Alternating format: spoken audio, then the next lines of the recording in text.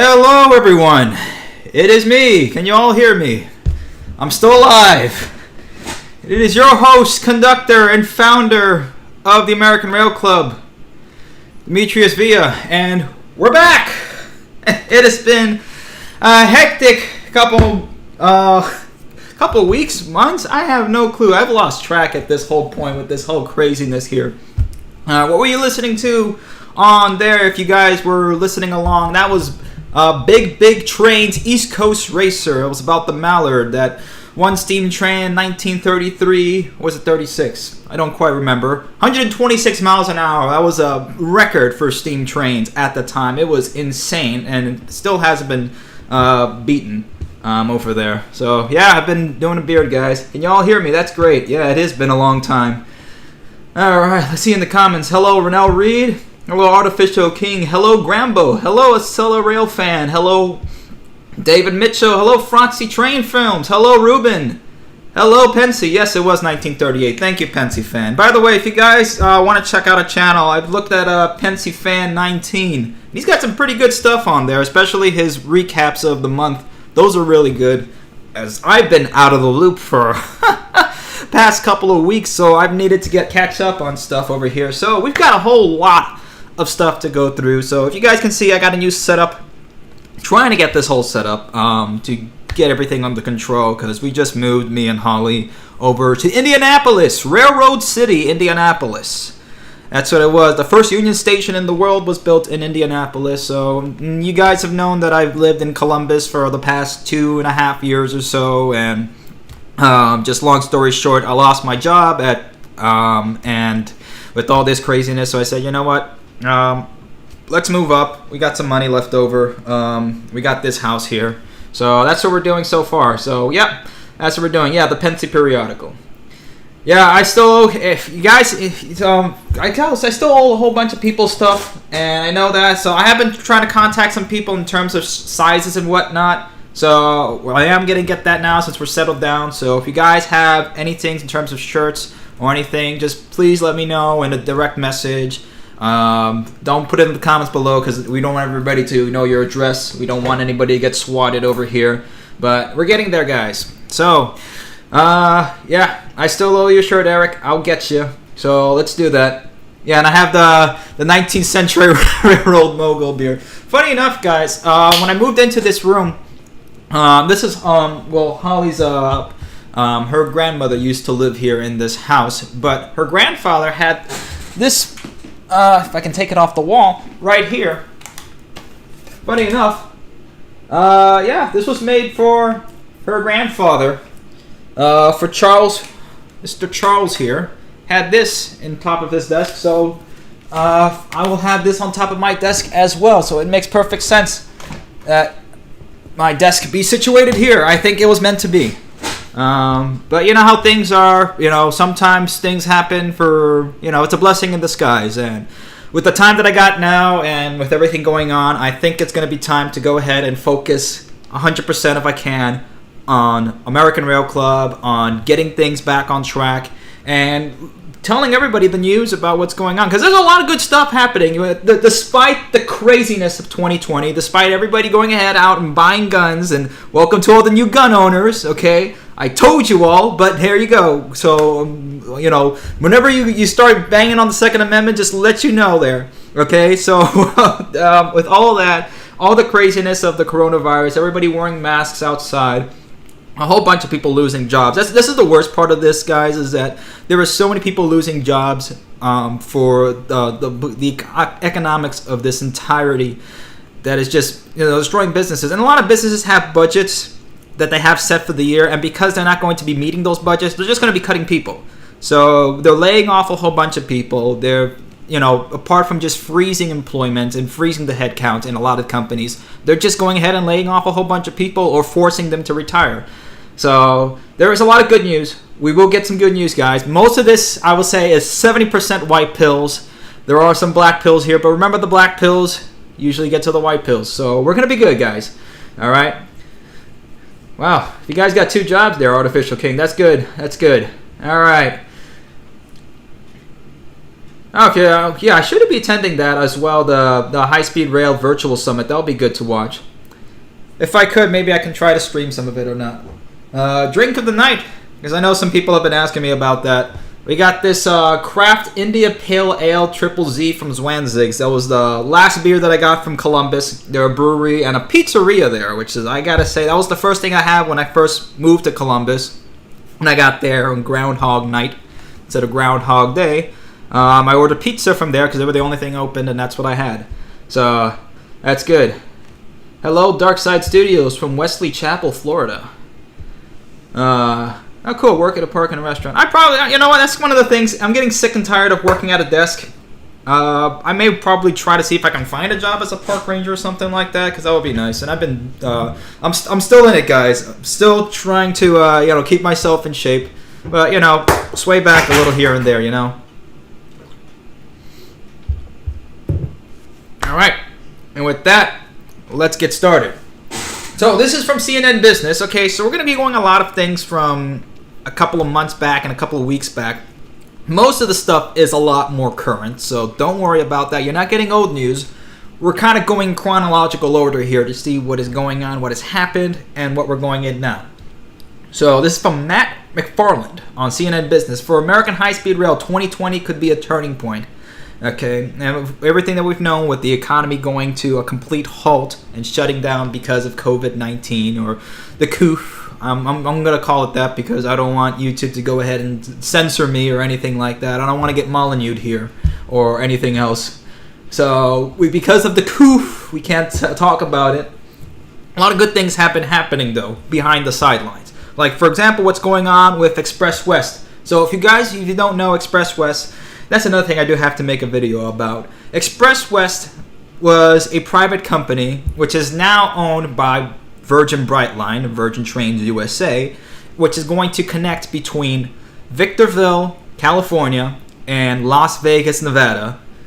Eventually going to connect Los Angeles to Las Vegas. So it's a private company that they're going to build a high-speed rail line, probably around 200 miles an hour to go ahead and connect those two cities. So that would be fantastic. So Brightline is going ahead, and they got, I believe, the I-15 corridor. They got the rights to that as well. Yes, the Interstate 15 median. That was about a couple weeks ago, guys. So Express West, a passenger rail project between Las Vegas, and Greater Los Angeles, a distance of about 170 miles, received the rights 2 weeks ago to build on the Interstate 15 median. So that's pretty freaking epic what's going on right now. So again, this all started in Miami, okay? My good old hometown, born and raised in Miami. And you can only count on your hands how many people are born and raised in Miami, because most people from Miami aren't even from Miami. But that's my hometown. I do miss it. And again, that's something that company that has started there. The Florida East Coast company that was started by Henry Flagler, that built all the way down from St. Augustine all the way down to Key West. And now it's, down the line, its descendant, Brightline, is going ahead, and they're going full speed ahead into Orlando. So just because the economy has stopped doesn't mean that everything else has stopped. It's going to keep going, and right now, because of this lull, I think it's probably the best time to go ahead and restructure, take a step back, see what's going on, and move forward full speed ahead in the right direction. So that's what we're doing. Yeah. It is in the Apple Valley, Eric. That's correct. Brightline will resume service at some point. I don't know. I do have the Brightline website over here so you guys can see. Where are we? If you guys are trying to get a ticket on Brightline, well, its service has been suspended, unfortunately. But they're on track to Orlando, so that's good. They have been building there. And I will get out some updates of some of the footage that's going on over in Orlando. I may take this time to go ahead, and since the flights are cheap and I have a gas mask, I can go ahead and fly around and whatnot. I got this little buddy right over here that if I have to go on airplane, I should be okay. That's, again, you got to watch for your health and whatnot, so we're good. I got this way before this whole thing started, and I just started stocking up in January when I heard about this. I told you guys in January, be prepared. So, and this is the other thing, soon connecting to South California to Las Vegas. So, right now, Brightline has suspended service, but they will restart again. Hopefully in October. That's what they're looking at. Let's see. Someone asked, Ashkar, could it please start talking about the Pikes Peak Cogwheel Railway in Colorado? It was the highest operating cogwheel railway in the world. Yeah, I have heard about that. That could be something to talk about in the video. I'll type that down over here. Let me see. Peak Cog Railway. Yeah, Pikes Peak, it's the location of the famous Pikes Peak race. Let's keep going over here. And then we got another thing that's going on in Texas, okay? So this article is pretty good to get everybody back up to speed if you guys have been out of it, okay? I'll put links in the description. If anything, if you guys want to follow along, just look up on Google some of the titles for these. And if you want to go ahead and look at them, that's fine. If you want to ask for links, I'll go ahead and put links in the comments. But we'll be, starting again. So what's going on in Texas, if you guys have been keeping up with the court decisions that have been going on over there, Texas finally won the case in the Texas county, I believe county Supreme Court or whatnot, or district court. It was in the district court. So it won the state court case that gave it eminent domain rights because, again, the opposition against Texas Central Railway was using the fact that Texas Central Railway does not have any current railroad right now. So it says, well, because it's not a railroad, despite having the name railway in its name, it cannot use eminent domain privileges, which makes no sense. This is how this country has operated every single time. When the government wants to build something, it hasn't built it yet, it will use eminent domain to go ahead and build something. Same thing like a private company. If AT&T needs to go ahead and build some fiber optic cable somewhere, and it doesn't have them built yet, it can use eminent domain to go ahead and build that. It's the same thing with Texas Central Railway, and most of the right-of-way is going to be following along the state electric grid in Texas. So there can't be really much of an argument to go over there.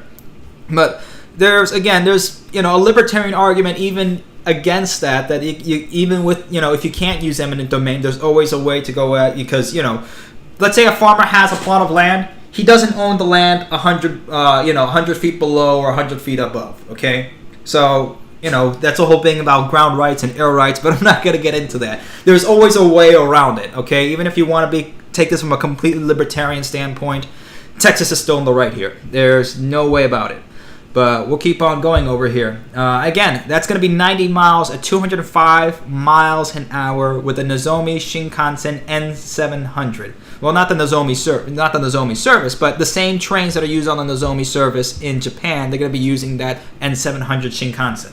So it's going to be insane, and that's going to be the N700 I believe. Now we're real. Texas Central CEO Carlos Aguilar told CNN Business he expects service to begin in 7 years. So they may start it a little bit earlier, depends on how fast they want to get this done, but so far this is pretty good. The first U.S. modern high-speed rail efforts emerged in 1965 in response to Japanese railway innovations. Legislation passed that year that led trains that travel over 100 miles an hour between New York and Washington, D.C. That was not Turbo Train. That was Amtrak.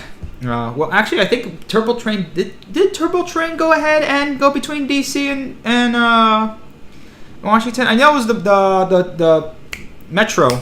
What was that other Amtrak train? God dang it. Well, anyway, if you guys remember, let me know in the comments. But here we go. Efforts pledged. So again, they're going back into what happened with the Acela that launched in 2000 and whatnot, and with the Avalia coming out soon, that's going to be pretty cool. Which, if you guys have been seeing the test footage of it, it's pretty cool. Yes, the Metroliner. Yes, that was the one. The Metroliner that went between DC and New York City. That was it. I knew it was Metro something. Yeah, the good old Metroliner there. Andy Coons, president of the U.S. High-Speed Rail Association, said investors used to roll their eyes at him when he started speaking at the conferences in 2010. Now he's watching Wall Street invest in high-speed rail, which, again, the whole thing of why I push for privatization and private investment into high-speed rail is that whenever the government tries to do it, it never really gets to do it because it's always either focusing on other efforts such as on the current welfare spending that we have right now, or any other efforts in terms of politics, because that's how it is in DC. Okay, they're never going to really focus on the stuff that people really need, unless you're in a localized vicinity, in which then, state governors, mayors, those are really the people who are going to have a lot more say when it comes to high-speed rail, when it comes to passenger rail service, and when it comes to intercity rail. Those are the people who we really need to start getting in touch with and talking to, instead of going to Congress or the Senate or the president, because those people haven't really pushed anything. They say, yes, we want high-speed rail. They'll go ahead and they'll make a bill. They'll say, we're going to spend this amount of money. And when the money gets allocated, it gets either misallocated, it's cost overruns, and nothing really happens. So that's why, with what's going on with this, because the United States has said that there's a need for high-speed rail, and there's a lot of popular opinion on both the Republicans and Democrats that, yes, we do need to have high-speed rail. And with so many failed efforts on both state and federal levels, private companies like Brightline have said, hey, we have the infrastructure available. Let's go ahead and use that for privatized passenger rail and go ahead and run that. So that's why, because there's a market demand for it, that private company can go ahead and put up the capital to make it happen. Now, the big problem, of course, the capital that can come from a whole bunch of different sources, again, like state funding or government loans or bonds. That's the sort of thing that can happen, or it can be private capital from banks, like the Bank of Japan for Texas Central Railway. Again, there's a whole lot of investment now going along. Let's see, Global Infrastructure Partners, that's a New York fund. Fortress, which funds Brightline. Virgin, there you go, the Virgin Company by Richard Branson. And I know some people have been hearing things with, what islands has he been on, or what black books has he been on. But again, let's look at the money part of it, of what's going on. Okay, separate the man from what's going on. There's private investment going into high-speed rail. All right, so that's really the good thing about this. Okay, this Brightline is already running, or has been running until the Coof happened. But it was a successful service that has become a mainstay now in South Florida. Even when I go over here, when I go around town and talk to people about it, everybody has at least heard of Brightline around the country. So it's not just a local thing anymore in Florida. Everyone around the country has heard of Brightline. Or anybody who has visited Florida has heard about Brightline and seen them, and has a positive lookout for that type of transportation. So because we have that, because we have Brightline, this has really pushed up a lot more investment in the rest of the country. That's been the good thing. Yeah, and that's the other thing, guys. I mean, look at Japan and what's going on with Japan, with their private companies as well. Again, there's government involvement, absolutely, but not to the extent where we have it now. That you have government involvement with Amtrak, and they squeeze it to the point of death, while they're giving out millions and billions of dollars over to the airlines, or billions of dollars in breaks, whether that be in breaks for land acquisition for the airports or in taxpayer money. That's the unfairness that we're running in this type of system. It is not a laissez-faire system. There is definitely a plutocracy of some sort that we have in this country that is running it. That's really what's happening. But anyway, let's continue on with this. Oh yeah, the other thing is that the Pacific Northwest project that's been going on as well. There's been a study that's been going on now. So Microsoft has even put investment into that. That'll be better than going ahead and having Bill Gates invest into his vaccines or whatnot, or the crazy stuff that's been going on in terms of conspiracies. But I'm not gonna get into that. This is a train channel. And again, the private sector is having more interest in California. Let me see. The private sector interest comes as California's publicly funded high-speed rail project has been criticized by state legislators and President Trump, who has worked to pull federal funding. Brian Kelly, CEO of California High-Speed Rail Authority, believes that private sector investment in projects like Vegas to LA connection portends good things for his own project. He expects a private sector partner to join once risks to the San Francisco to LA project are resolved, such as environmental approvals and land to build on. And when we did talk to California High-Speed Rail, when we talked to the lead engineer, that's what he said, that eventually they want to get the project and hand it off to a private operator for them to do it. But once the government builds it, like again, following the method that Japan once did when they were under the Japanese National Railroad under JNR, they went ahead and used government funded money to go ahead and build the first Shinkansen, which was the Tokaido Shinkansen between Tokyo to Osaka. Then once it was running and up and running, and then in the 80s they went ahead and privatized it and whatnot. And again, the Shinkansen paid for itself. It amortized the funding that it partook from the government within 10 years. So it's not to say that this is the money dump and you're never going to get the money back. It does pay back, like all good investments do that are soundly founded. So that's exactly what's going on. So hopefully this will be good. Yeah, and this is absolutely true, what Brian Kelly said. Somebody once said to me, building a mega project like this is surviving a series of near-death experiences, Kelly said, and it's true. So hopefully that will happen.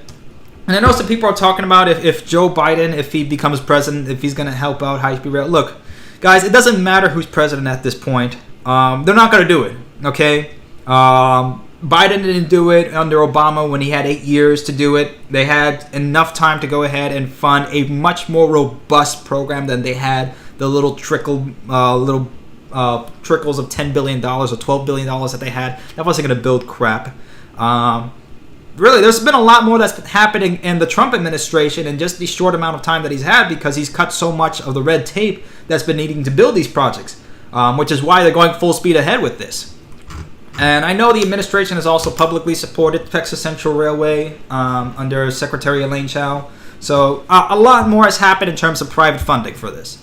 Now, does he have his own beef with California High-Speed Rail? Yes. Is it related to the project itself? Not necessarily. That had to do with Governor Newsom and his opinions on the wall and immigration. And, Trump started that spat. He's like, well, you want to do that? We'll take away funding for the train. So basically, California High-Speed Rail became a political pawn at that point. And speaking of private investment, intercity passenger rail. Can private intercity passenger rail return to America? There we go. Again, more of what's going on. Yeah, and I know Joe Biden, yeah, he does, ride on Amtrak a lot, or, he better ride. I hope he doesn't drive at the way that his mental faculties are. Please, dear God, I hope Joe Biden isn't driving anywhere, or, driving in any dimension of what he thinks.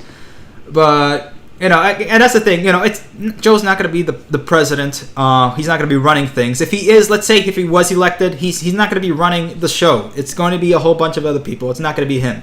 The same thing what's happened with Trump. Why he has so many people that are against his agenda in his own cabinet. That's the stupidity of how we run things here.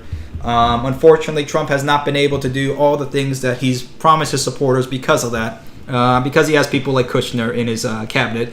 But that's a story for another time. But here we go. Private rail transportation can work in the United States. We know because it still does. But this article is by Scott Beyer, June 30th, 2020. America's freight rail network has been robust for decades due to 1980 federal legislation that reduced price controls and barriers to entry. Again, reducing controls and barriers to entry, that's what enables private investment to get into spaces. If you have it artificially locked out from other investments or from other companies to get in, that brings a barrier into the market, and artificially, you have a monopoly that's made there, just like the airlines. Okay, you can't go ahead and make an airline very easily unless you have a crap ton of money and you can lobby to make that happen. See, the policy change helped make the U.S. the world's leading freight rail network, more than doubling second place Germany in percentage of freight transported by rail. And America does still have the best freight railroad transportation in the world. And thank God that we have it, especially with what's happening with the supply chain now. And you got thank those train drivers, thank the truck drivers for the amount of work that they're doing right now, because they're really helping to bring the backbone of this country up. So big thank you to all of them. Private passenger rail used to be the same. A number of early freight companies had passenger services, and by 1916, 98% of intercity travelers in the U.S. took a train. 1916. Okay, look at that market share, 98%. And again, this wasn't. It was probably by the time of the late 1920s, before the Depression. It was probably somewhere around the 70s or whatnot, because you had a lot more people with cars by that point. With, the Ford Model T was very at a price point that most Americans at that point could afford it, and there was a lot more cars there at that point too than in 1916. So some other things that we'll have to look at in the future. Nowadays, at the intra-city level, we have public monopolies like NYMTA and SEPTA. While the intercity level, there's Amtrak, a quasi-public, money-losing corporation that was formed in 1971 to replace the private firms. And you got to feel sorry for Amtrak this year. They were going to finally break even this year, and this year has just completely demolished their earnings. It's just sad. As the U.S. urbanizes and people seek alternatives to get around, the market has planned or produced 3 examples of high-speed intercity passenger rail HSR. While the lines have needed some level of government assistance and organization, as they probably will, they're still largely private and for-profit and have some expansion plans. And again, this guy brings into view Virgin Trains USA, Texas Central Railway, and Express West, which Express West falls under Virgin Trains USA, but, again, we know that. Again, the real estate planning and the mixed-use development that's going on, okay? Including the 30-story apartment towers that were completed this year at Virgin Miami Central Station and built atop the rail platform. If you guys have visited, it's a awesome-looking station. If you do live in the area or you do happen to visit Miami, please do take a trip over to the Virgin Brightline Miami Station, Miami Central Station, because it is just a beautiful station. And there's a lot more now. They've built in more food offerings in the food court and more shopping. I don't know if there's much anybody right there right now with what's going on, but definitely when we get back into we're not going to get back to normal, but when we get to a sort of groove of things, then you'll see it come to pick up.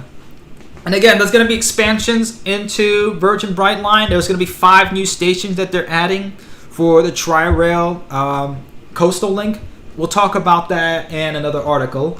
Texas Central Railway, which we'll also talk about as well. And again, this was the big thing. The U.S. Supreme Court case Kello versus City of New London ruled that eminent domain can be used this way, and a recent state court ruling confirmed that Texas Central can too. Okay? So this was a case back then, way back when, the Kello versus City of New London, that they're using to go ahead and prove and say, look, we did that. We can't go ahead and use eminent domain. Man, I'm forgetting a whole bunch of terms here.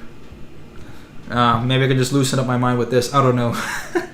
But again, precedent. That's what they're using. They're using that as a precedent case to go ahead and state that yes, the U.S. has enabled other companies to go ahead and do this. And then Express West.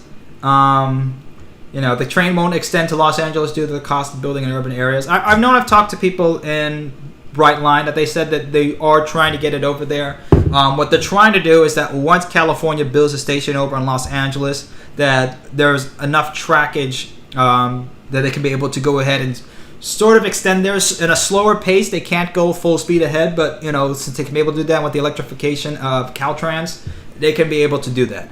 How soon? Probably not. Again, that depends on how fast California high-speed rail, or even if they get that project even done at this point, with everything that's been going on.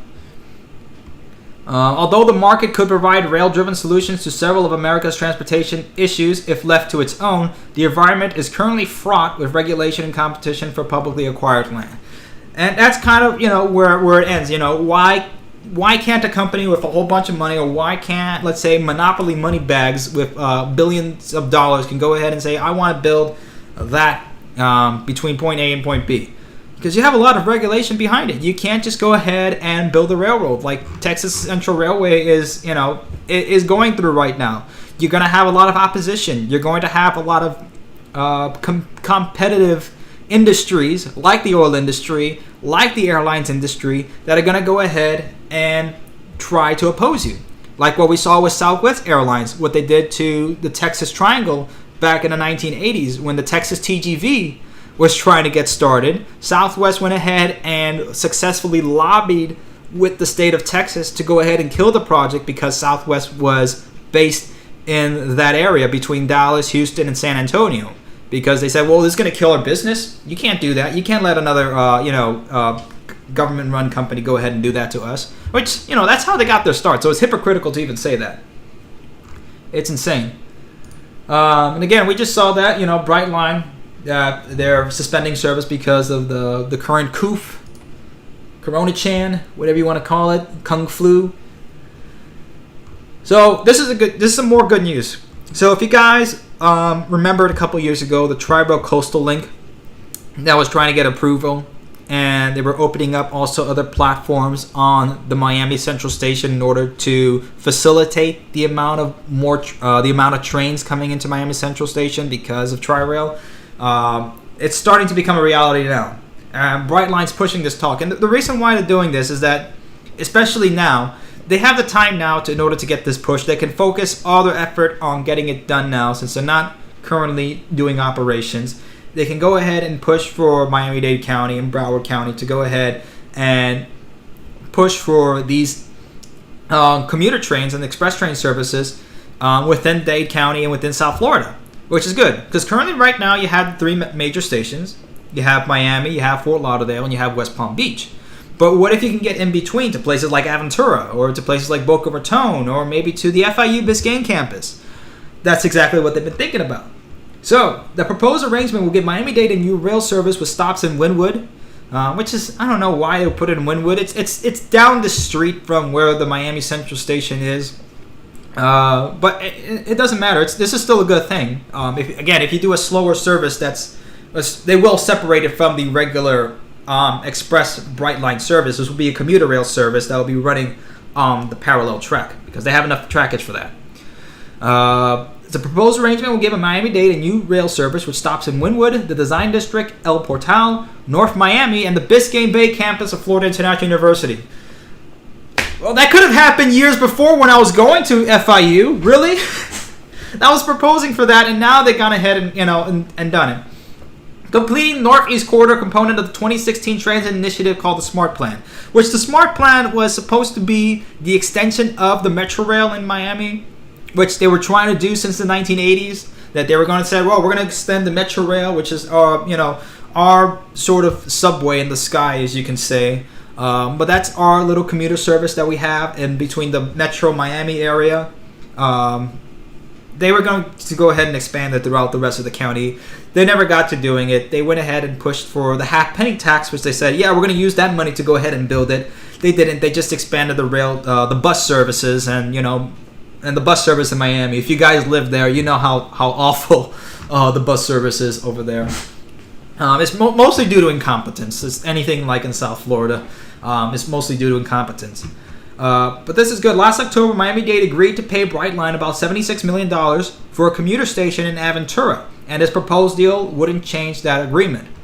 The deal represents an offer subject to negotiations by the administration of Mayor Carlos Jimenez. The company has been in talks with the mayor about the effort to bring commuter rail along the coast of Miami-Dade and Broward east of the existing Tri-Rail line. A proposal describes a rail service like Tri-Rail with waits between 20 and 30 minutes during peak times and an hour when demand is low. Miami-Dade and Brightline would agree on the fares, and the county would keep the revenue after initial period through 2022 when the company would retain the dollars. Brightline said it could have stations running within 12 months of closing a deal, which if they can get that, you guarantee there'll be a lot more investment, especially in places like Aventura. I remember speaking with a couple of commissioners, especially in the North Miami Beach Transit meeting that happened several years ago. Can't quite recall her name, but she was extremely upset of how they were getting passed over in a lot of these deals, and they said, why can't we just get a station from Brightline that's already building and put it over here? So, that's already been happening, so this is good. This is very good. In a statement, Brightline President Patrick Goddard pitched the project as a way to move quickly on a Northeast Rail corridor. We're excited to advance a project that has been well studied and long discussed in South Florida, he said. Beyond connectivity and added mobility for business and commuters accessing the downtown area, the investment will be a built-in stimulus plan, creating jobs and development that will be critical for our state's rebound. And that's really the big thing, guys, okay? Because we are in a depression, okay? This is not a recession. This is a depression. And we need a way to rebuild. I've been saying this for years. Our country we haven't really gotten out of the Great Recession, okay? Some people could say, yeah, Obama got us out of the Great Recession and Trump's economy was great and, it all got, screwed up because of China and what they did. No, the economy has never rebounded, period. It has always been complete in the gutter, not to say the other word, but it's been in the gutter for, since the real estate bubble. But because of this, there's a way out. Because there's a lot of more urbanization happening in the United States, there's a way to get actual physical material jobs into the United States from this. Now, hopefully, it's not a lot of contracting jobs that's going to go out and then be sourced out to foreign nationals, not to say the other I word, because again, YouTube will get me on that. Hopefully it goes to actual Americans who will be working. Hopefully we can get more young people into trade schools, more of the Zoomers and millennials, to get us into trade schools and, start working on the railroads. That'll be another good thing at a reasonable rate, okay? Because $15 an hour, that's not a living wage either, okay? Because inflation has gone up to a higher degree than that for the cost of living, way higher. Let's take a little break over here. Have you heard of Miami World Center? Yeah, I have. Haven't been there, and it hasn't even been there for a while. Let me see. In Hawaii, the buses are great there. Yeah, I know. I've heard of the buses in Hawaii because that's really the only public transit they have. Let me see. Ashcar, where I live in Colorado, a front range passenger rail service being studied and designed. I really hope it's a high-speed rail. Probably not in Colorado. The feasibility of doing that, it depends on which part of the state. Because if you're in the eastern part of the state, which is much more flat than the western part of the state, it depends. I will have to look at that and see. Trade schools. All boomers and millennials want is free stuff. The boomers, the millennials, they just want to live at some point in time. Like, can we stop having these recessions, please? Construction of California high-speed rail has not stopped. Yep, that's absolutely correct. They're still constructing the California high-speed rail project. Yeah, I was starting in college on my engineering degree, mechanical engineering, and I switched to business because I said, well, we need more business people to get this, pushed out because we need high-speed rail in the United States. Yeah. All right. Again, here's the other thing going on. Virgin Trains gets to go ahead to use the I-15 right-of-way for the high-speed rail project. Again, that was the other thing that we were talking about in Las Vegas to Los Angeles. Again, this is the Apple Valley. Another piece of Virgin Trains USA high-speed rail line was secured Tuesday. That was back in July 1st, when the company entered into a lease agreement with Caltrans to use existing right-of-way along Interstate 15 for the $5 billion project. Okay? The company reported that the 170-mile-long trip will be built within the median of the I-15. About 135 miles of the system will be located in California. All right? So this is pretty good. Seeing that I'm getting bad video settings over here on the... I was trying to get an Ethernet cable today for the PC, which, by the way, the internet here is on fiber optics, so we're a lot faster. If you guys have noticed, the quality has jumped up pretty well over here. But hopefully we can be able to have that now physically attached to the modem so we can be able to have much less latency or higher latency. I don't know. Economic impact reports indicate that the project will create over 30,000 new jobs and $6 billion economic impact. That's a lot. Okay, 30,000 new jobs. That's about the size of an entire town that you can employ. And again, hopefully, this will be going to Americans that will be able to go ahead and work on here, and not just in the construction of this, but in further construction of railways across the United States, as well as on the operation side as well. So this is good. The agreement is a big step forward toward our ultimate goal of reinventing passenger rail in America and gets us closer to generating critical jobs for the region. That was Sarah Watterson, Chief Development Officer for Virgin Trains. Each year, 50 million trips are made between Las Vegas and the Southern California region. Of those, 85% are made by car or bus. Ridership estimates that at full operation, Virgin Train lines will carry 10 million passengers annually. So that would be about 20% of the 50 million trips. So a 20% ride share. Now, that's not bad at full operation, but I'm pretty sure if they got that over to Los Angeles, it would be closer, probably over to 40 or 50%. Now, again, if they can get that to Los Angeles, that will be the golden ticket, which is why I really was disappointed with California High-Speed Rail when they started construction in the Central region. They should have started between San Diego to Los Angeles. I will never let that go. That's where they should have started. They would have already been finished by now. They would have had a lot smoother political support between Los Angeles and San Diego. They're much more left-leaning cities than in the Central Valley, which is much more right-winging.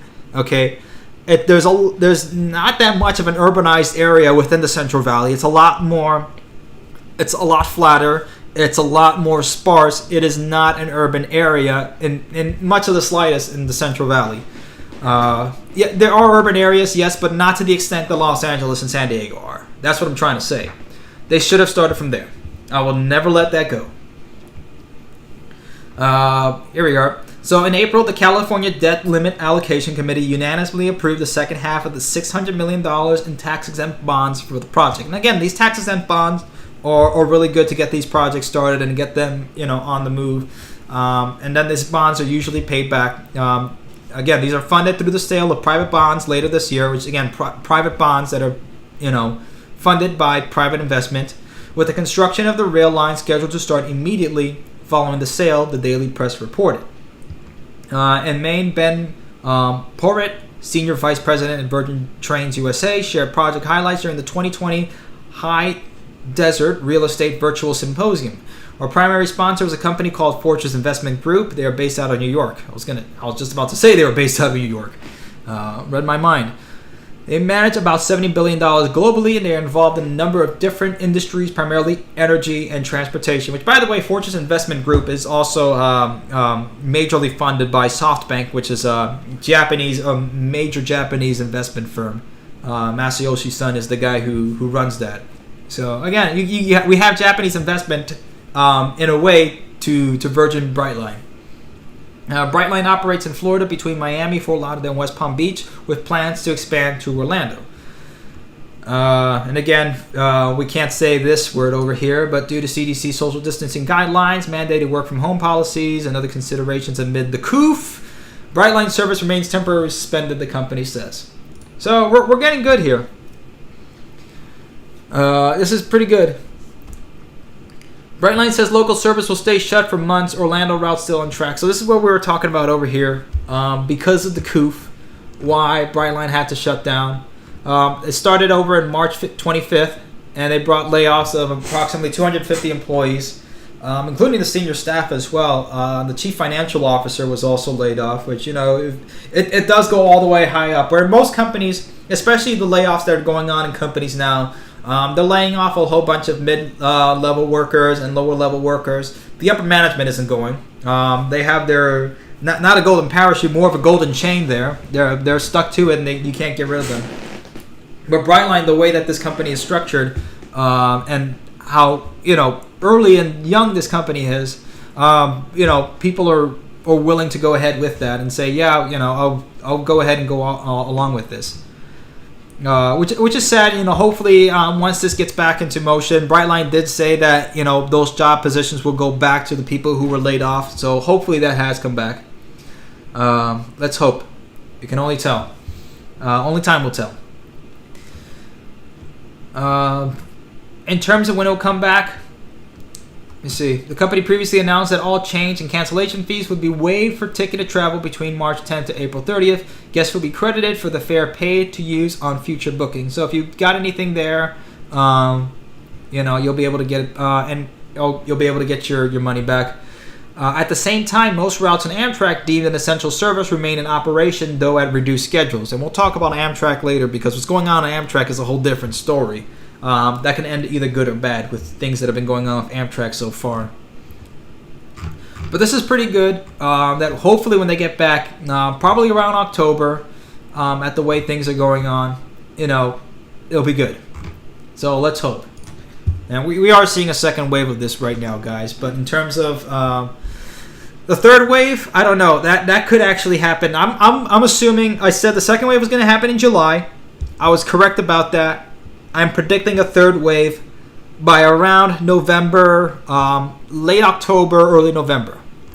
So let's see. And again, it may not be to the same extent because the second wave is usually the worst. If you guys have looked at the Spanish flu, the second wave of the Spanish flu was really the big killer. The third wave, not so much. But we never know. I mean, in the Chinese communists who have created this virus, I don't know what they were planning or what they were, what they had in store for this before it actually got out. And again, they didn't plan it to get out at this point until it was done. We already know that by now. Let's hope. Someone's asking why Union Pacific is over there. It's one of the engines that they got over here. This goes over to the port of Miami, where it was, one of the largest ports in the United States. So it's a lot of freight that comes into there. I think they were testing out of having a station over at the port. So that's one of the reasons why that's being towed over by and coupled to the Union Pacific engine.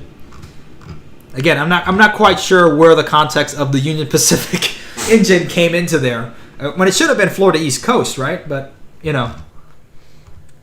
while construction of the high-speed Brightline Virgin Trains USA that connects Orlando and South Florida more than a year underway, 2 congressmen along the route are pushing for a new federal safety study focusing on pedestrians. Wah, bum, bum. And here enters our villains. We have Brian Mast and Bill Posey. 2 rhinos in the Florida House that are going ahead and trying to kill this project. And they've been trying to do it for years, especially Brian Mast, saying that it's unsafe to have this while, people are dying at the highest rates than anywhere else in the United States due to automobile accidents in the United States. So they're trying to say that because, more people are getting hit by Brightline in South Florida, which again, number one, it's South Florida, okay? Number two, a lot of people who walk across these tracks are either not in the best state of mind, or they're not used to trains going that fast across the tracks on the FEC corridor. So again, that's why you have a lot of people, getting hit by these trains. And Brightline has done the due diligence and going ahead with public service announcements and campaigns to make sure that people watch where they're going. Okay, with Operation Lifesaver, that's one of the things that they've been doing.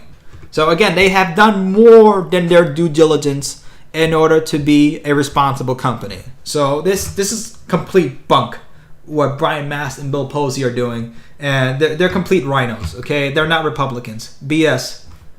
The bill would direct the Federal Railroad Administration and the Federal Highway Administration to conduct a study on motorist and pedestrian safety and to make safety recommendations back to the U.S. House and Senate Transportation Committees. Again, what they're really trying to do here is control Brightline by imposing more sanctions, or well, not sanctions, but imposing more regulation in order to either slow down the service or to make the service pay up to the state a certain amount because every time they hit somebody, or to make them, let's say, pay for more fencing or more safety regulation that isn't really needed in there. Okay, they've done more than their due diligence, a lot more than what the DOTs do when they're building highways and roads and whatnot. They don't go to this extent for safety in terms of automobile transportation. They don't go this far with that. They're trying to do this with Brightline because again, they don't like the project. They want to get rid of the project. That's the whole point. The train's Phase 2 service expected to begin in late 2021, early 22. Again, that's the one to Orlando. Would link the state's two biggest tourism destinations with trains capable of going 110 miles an hour between West Palm Beach and Cocoa and up to 125 miles an hour between Cocoa and the Orlando International Airport. And that's along the I-4 corridor. Again, Posey and particularly Mass have been harsh critics of safety concerns regarding the railroad and have sought to slow the train's development while pushing for more commitments. Mass, Florida's 18th congressional district, represents the areas along the train's route from West Palm Beach into Indian River County. Posey's Florida's 6th congressional district represents areas from Indian River County into Eastern Orange County, the good old Treasure Coast, okay, where all those boomers from before, all those boomer NIMBYs, were going ahead and trying to kill the project because they didn't want the noise, or they said that, because the trains and the boondocks, once they come down, once the boom gates come down, you have 60 seconds to leave your car before the train goes ahead and kills you, or now ambulances can't get across. All these BS excuses to try and stop Brightline. It was unbelievable, but we got it through, okay? Again, like you said there, Gramble, safety concerns in giant air quotes. It's insane. And again, yep. Also, again, the other thing that I was talking about, guys, in a couple of other videos, that they were looking from Charlotte to Atlanta in terms of building something similar to Brightline between there, because Charlotte is a massively growing city right now. Atlanta is also a very major hub. Hopefully it will stay if the city does stay safe. I don't know why Houston to Dallas is here. Either if Fortress is looking to invest partly in Texas Central Railway, that could be understood. But to compete with that's a dumb move. They're probably not going to. But let's go to Texas and talk about that now. What music did you use in your episode about passenger rail going from class to crap? I believe it's there. I don't quite remember that right now. Yeah, the boomers and Karens are at it again. Once we get to these articles, guys, we'll go ahead and go through your questions. And we're already approaching on our first hour here. We'll go ahead to 2 hours if we have to. You guys enjoying this so far? I hope so. It's been a bit since I've done this, so I'm out of the works here a little bit.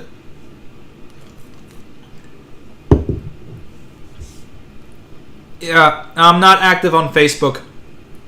Not that much. I mean, the last time I've been on Facebook has been months. Best place to go ahead and contact me is go through Holly and email her. I think it's arcsecretary1@gmail.com. Because we're trying to get all the ARC email into one place. And, getting somebody else to go look at it too.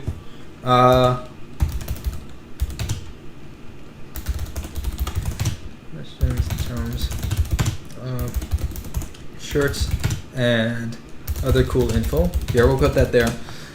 So, yeah, if you guys want to go ahead and contact me, that's probably the best way to do it, because she'll be on my behind to get to it. And I'll go ahead and look at it too. Hopefully once I get things more settled down over here, I can be able to go ahead and look at my own email. The things that I have so many other things on that email. I have to get the website back up. If you guys have been checking out AmericanRailClub.com, the site has been down because I haven't paid Squarespace the money. So once I get that back up, now the website hasn't been too good. I didn't really like it in the beginning. It looked visually stunning. The problem is that there needed to be a lot more information on there. So hopefully we can get that done and make the website a much more robust portal to the rest of our content on the whole internet, in terms of getting the Twitter back on set. That's another thing I've been trying to do, is to get back into the Twitter space. That's the thing. I really don't enjoy social media. I don't. It's such a crap fest. Not to say the other word, so I don't get demonetized, but it's just toxic. That's why I left Facebook. I'm still on Facebook. I'll get back on Facebook, but I'm not going to be as active on Facebook as much. I'm going to be more active on the Discord on Transport Central. So if you guys want to join Transport Central, I finally got Discord to work again on my PC, because it was giving me issues and I couldn't find my password for some reason. And then you have to go ahead and use this Google Authenticator crap. It's annoying. So this is a good thing about the appeals court for Texas Central Railway. Again, we mentioned it earlier in the live stream that they were able to get the decision that they are indeed a railroad, hence the name Texas Central Railway. Woo, what's this right here? Wow, that must be a railroad. No, that's not a railroad. They can't use eminent domain. No, there must be a pizza factory, not a railroad. I don't know. This is ridiculous. Unbelievable. The lengths to which, and again, most of the opposition by Texas Central, we already discussed it in another video. The judge, the former judge who was, can't recall his name. Why am I having problems recalling names right now? I gotta get back into this stuff. I must sound like a big idiot right now, but I can tell you for sure, we did cover it in earlier episodes, that most of the opposition here is funded by oil interests. We know that, okay? Southwest has stayed out of it, as far as we know. But the oil interest here, the oil lobby, because the judge was on a committee for oil workers, and he has donated to a lot of oil lobbies. Definitely, this is the reason why that this is happening. So yeah, they did get their environmental impact study done. So this is good. I mean, Texas is moving forward. And this is the project that I'm most excited about in the United States because A, it's true high-speed rail. B, it's privatized. But C, you got the Japanese Shinkansen. This is the top of the line of high-speed rail technology in the world. This is the pinnacle of high-speed rail technology. We're finally going to get it here in the United States. That's going to be completely insane to be on. Imagine that. And guys, if you haven't visited Japan, which... well, we can't, visit half the world right now. Well, more than half the world. We can't visit most of the world right now with what's going on. But, when we do get the chance to go ahead and visit Japan, or if any of you do get the chance, go ahead and you have to ride the Shinkansen. That has to be on your itinerary. But here we go. This is a great decision. The decision confirms our status as an operating railroad and allows us to continue moving forward with our permitting process and all of our other design, engineering, and land acquisition efforts, Texas Central CEO Carlos Aguilar said in the statement. Writing for the 13th Texas Court of Appeals, Judge Nora Longoria said a Leon County judge who sided with the landowners. Here we go. Let's go ahead and let me get the name down.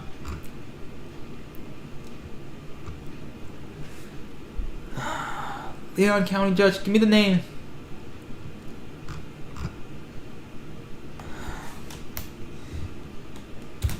Why won't you give me the name?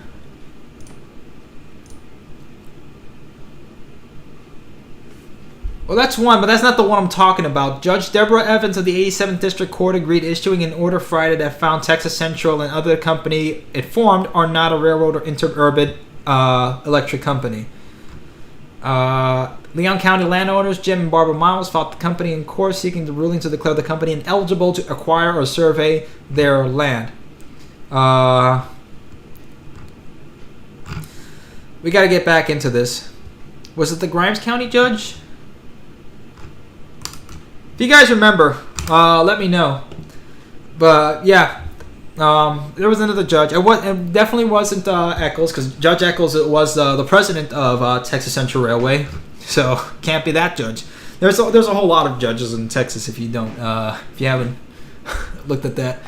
In their challenge, lawyers for the Miles argued that since Texas Central is not operating as a railroad and currently owns no trains, it cannot claim to be railroad under Texas law to take land.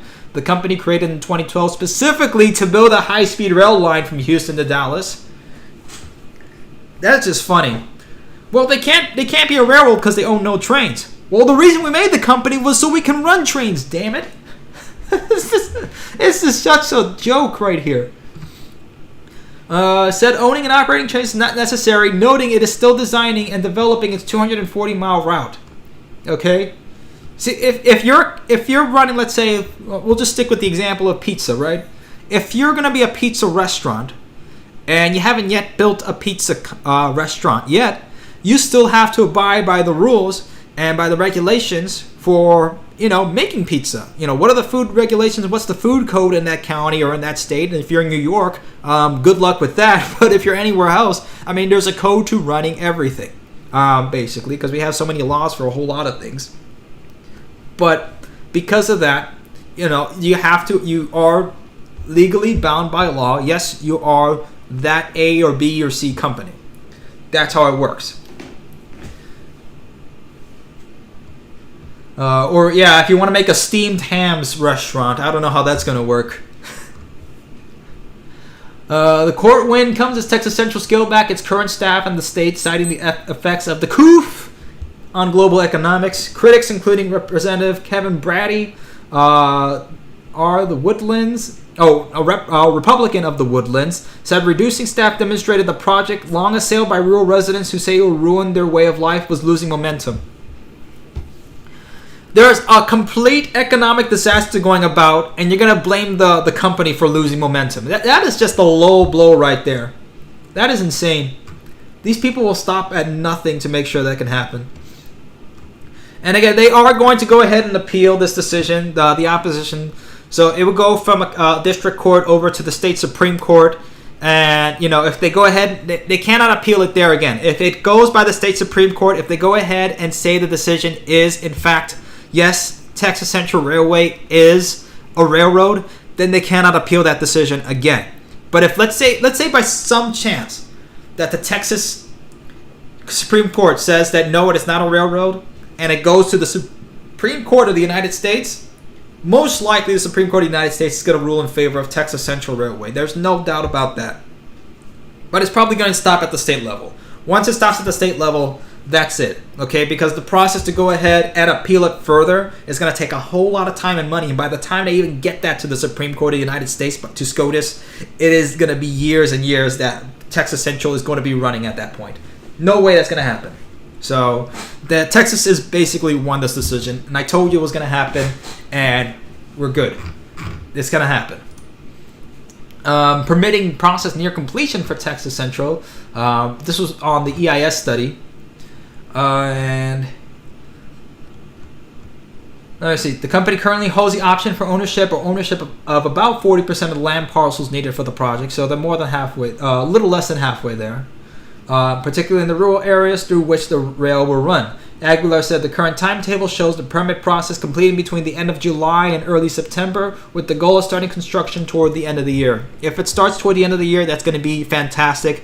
Especially by the end of this year, this whole thing will probably blow over. Okay? Will we go back to normal? No. There is going to be no normal, okay? Normal before wasn't even normal, guys. So, this whole normal, everybody's saying we want to go back to, it's not happening. We will go to a new paradigm in terms of how the economy is going to work and how this country is going to work and how we make connections and are social here in this country. Let's see. We had to refocus our budget to areas where we needed to prioritize, but on the other hand, the permit process is continuing on schedule, and we are working with all these partners, all committed to the project. So if they get that done and they can be able to go ahead and hire back their own folks and also hire on a whole lot of construction to start building on this, it's going to be a big boon for the state of Texas and for those areas between Dallas to Houston and Fort Worth. That's going to be insane. Someone asked if I'm going to talk about freight railroading. I will get more onto that. Again, most of the focus when we were originally the High Speed Rail America Club, we were again mostly focused on high speed rail. Most of the focus of this live stream is going to be high speed rail, and most of the focus of our channel is going to be high speed rail. However, we are going to get more into the historical aspects of American rail, of worldwide rail as well, and urban rail.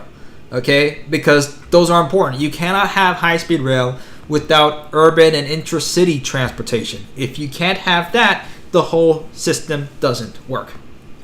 So I will get to that at some point. Now, talking more about freight railroads.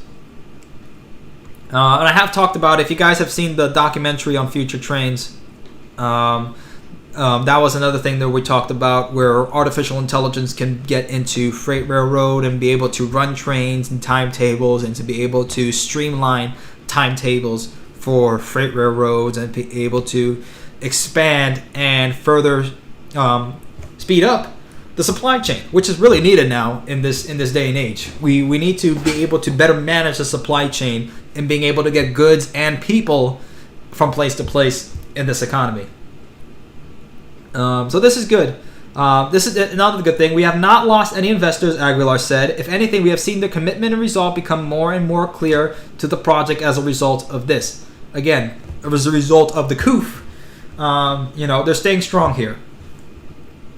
So again, there's going to be a lot of opposition to this. Texas does need an update episode, so I will get on that as well.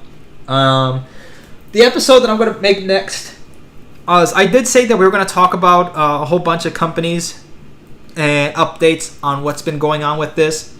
And I was 2 months ago going to have like 5-minute little bits of episodes talking about both Brightline, Texas, and California, all three of those companies, and how the Coof has affected them.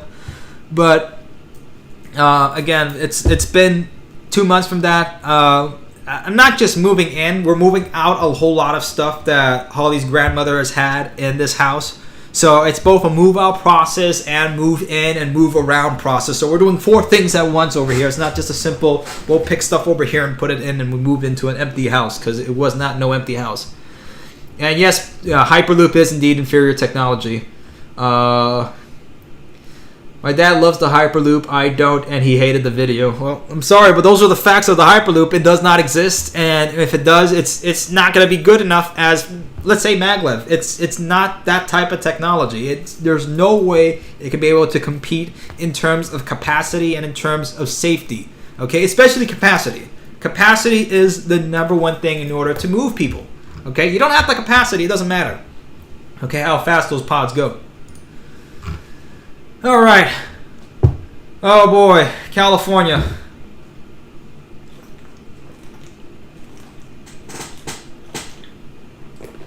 I don't really need that one. Here we go. Oh no.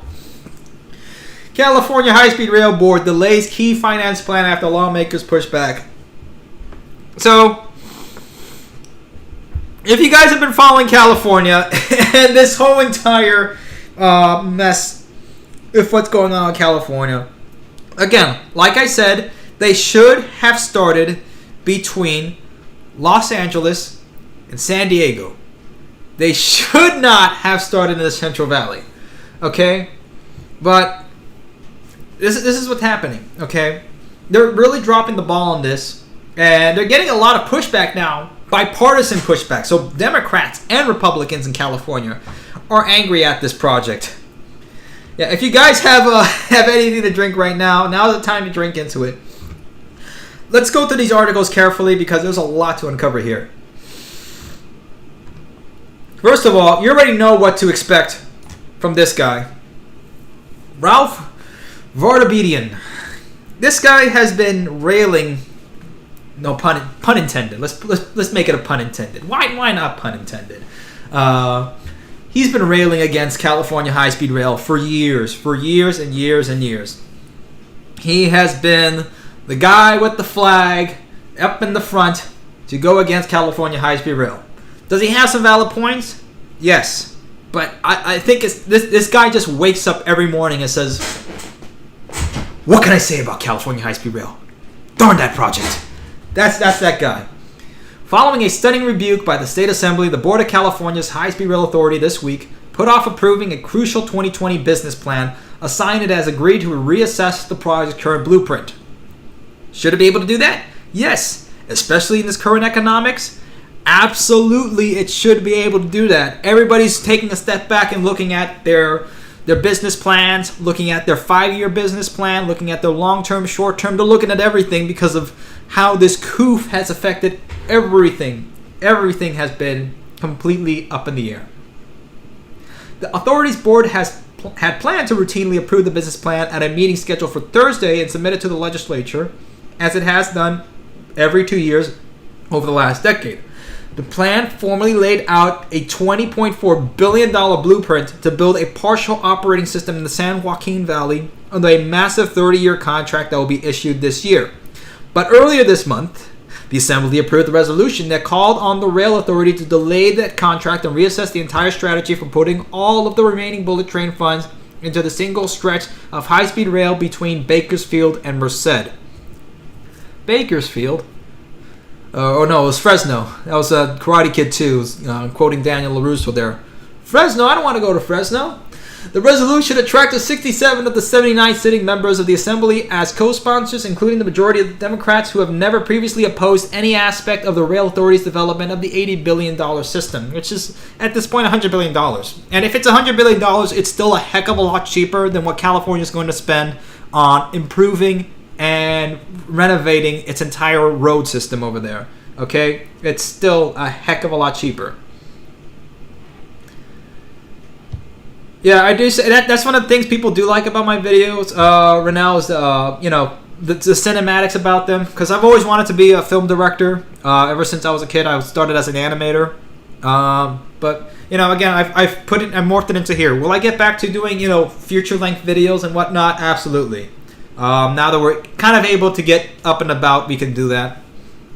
Especially since we're here in Indianapolis now, so I have much more connections that I can be able to make over here in Indianapolis rather than in Columbus.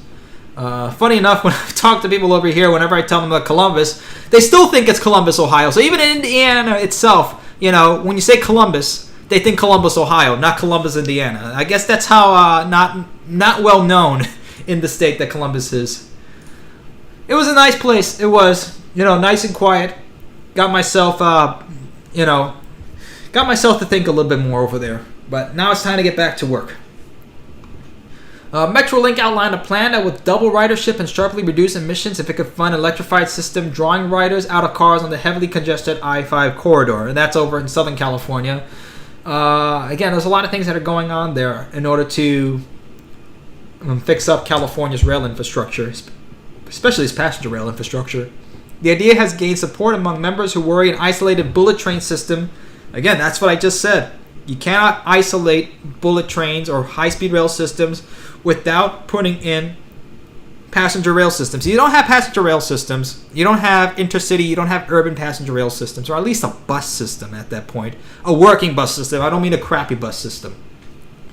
And even then, most people are not going to really take the bus. People who are going to take high-speed rail are most likely not going to take the bus. Will Columbus, Indiana rename? That's another thing that I think, with all this going on, and Columbus, especially with Cummins over there, they're very much a leftist company. They'll probably do something to rename Columbus into something else. I don't know what they'll rename it. I did propose that the Washington Redskins should rename themselves to the Washington Foreskins. That would be funny at that point. I have personally lost all confidence in this group to develop and deliver what they promised. That's not good. And this is a Democrat. In terms of what's going on with the Rail Authority's performance. Okay? From inconsistent cost estimates, it's going to be $100 billion. Okay? Just get that down in your head. From inconsistent cost estimates to impossible program schedules, they provide fictional ridership expectations and exaggerated benefits. So if the Democrat is saying that, imagine what the Republicans are saying. Following the Assembly vote, the delay was decided in discussions between Rendon, Governor Gavin Newsom, and the Rail Authority Board, according to sources knowledgeable about the matter, who were not authorized to speak to the press. What they talked about? I don't know. Under state law, the Rail Authority is supposed to send the business plan to the legislature in the summer, but a legislative rider was put in a budget bill that extended the deadline until the end of the year. I can absolutely understand the frustration that the California House and Senate have in regards to this project, but you're going to have to give everybody a break with what's going on over here. Okay, this is an unprecedented economic situation that the whole entire world has been put under. Okay, and because they want to delay the business plan maybe a couple more weeks or a couple more months to go ahead and reassess the current situation is not that much to ask for, especially with what the airlines are getting in terms of the billions of dollars that the airlines are getting, which is sickening. The airlines were given this amount of money, and they said, "No, don't worry, we won't. If we get this money, we won't lay off people. We'll lay off people in October." That's insane. That is just cruel and unusual punishment. That's against the Constitution. Rail Authority spokeswoman Annie Parker attributed the delay to both more time for analysis, but also the impact of the Coof on its operations. So it should be able to have that. Will they stop it? Probably not. They already have physical tracks and physical infrastructure already built on the project. Construction still continues up to this day. They cannot stop the project at this point because it's going to be even worse, and it's going to look like an absolute failure on part of the California state if they're able to do that. And not only that, it's just going to give the opponents a heck of a lot more fuel against building high-speed rail anywhere in the United States, because everybody's going to point to, look at California, look at California, look at California. And to that I say, stop, look at Brightline. Look at what they've done right, okay? California it's this whole different other monster. Don't look at that. Just don't. Look at Texas. Texas is doing well too. Yeah, that's what it is. All right, the additional time will allow for more robust analysis where we've been discussing about the legislature and the stakeholders giving the current Corona-Chan pandemic.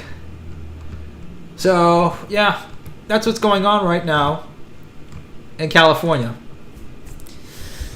This was another article that I found on Street Vlogs. Street Vlogs is a pretty good website in terms of finding out about urban development and urban transportation. They're pretty good when it comes to that. They do lean left, but you know what? It's still good news. You know, like I said, I don't care where the news comes from as long as it's truth. I'm just looking for the truth. That's what I want.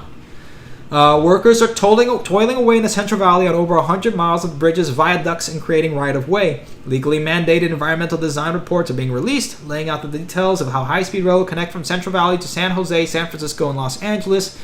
And progress is being made on a separate project that will allow high-speed trains to run to Las Vegas, forming a California-Nevada HSR network, which is a private company. From today's Cal Matters op-ed by State Senators Jim Beal and Scott Wiener. Construction of the high-speed rail system is fully underway at 32 job sites across several counties along the first 119 miles of the system. This stretch will be the heart of the system and testing ground for the nation's first electrified high-speed rail trains. Unless Texas gets there first, which they probably will, so you can't really call yourself the first if you're not first. You'd be the second, but not the first. As of this month, 4,000 men and women, okay, we know they're human beings. 4,000 men and women have been put to work on construction jobs in the Central Valley because of the high-speed rail project. Rather than join the swollen ranks of unemployed Californians, these men and women are providing for themselves and their families and helping build California's future. That's a pretty good sentence to put there. Here in the Bay Area, thanks to a $700 million investment from high-speed rail, Caltrain is already working on its part of the project, electrifying the Peninsula Corridor.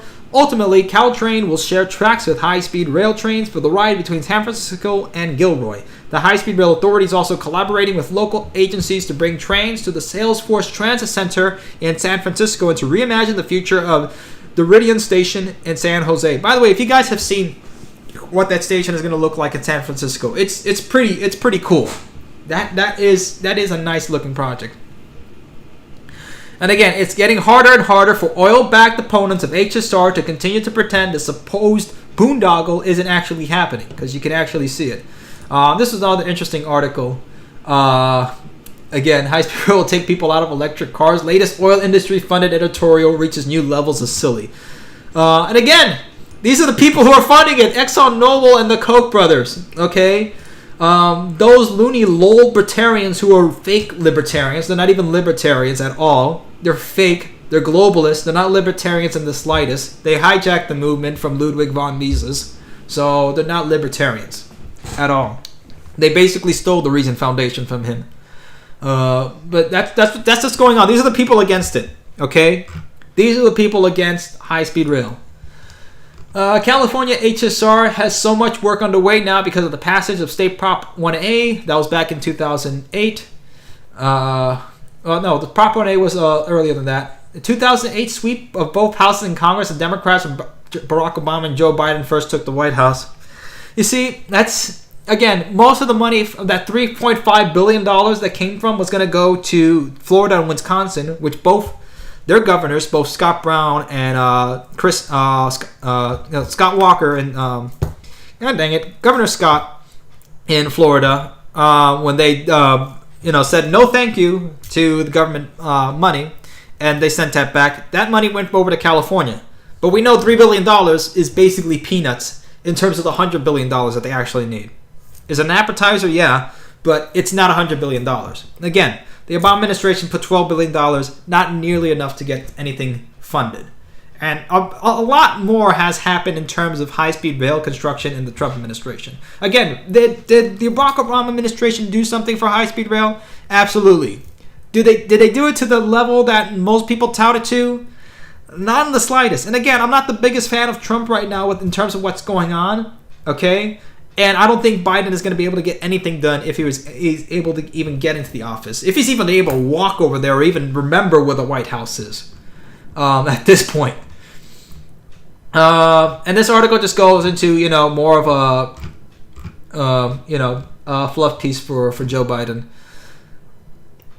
Again, a lot of people here are, there's a lot of back and forth between here. It's a project that has become so divisive. And again, I do support California building the high-speed rail system that they absolutely do need. Okay, they're the biggest state in the union. Okay, even if they were to separate, I mean, it's still a place that needs high-speed rail. Okay, if they even do separate. But the way that they've been operating this and the way they've been handling the authority has been a complete and absolute mess. Can they fix it? Absolutely. How fast they'll do it or when they'll do it, that's all up to you guys. I don't know. Yeah, Biden still thinks it's 2008. I don't know.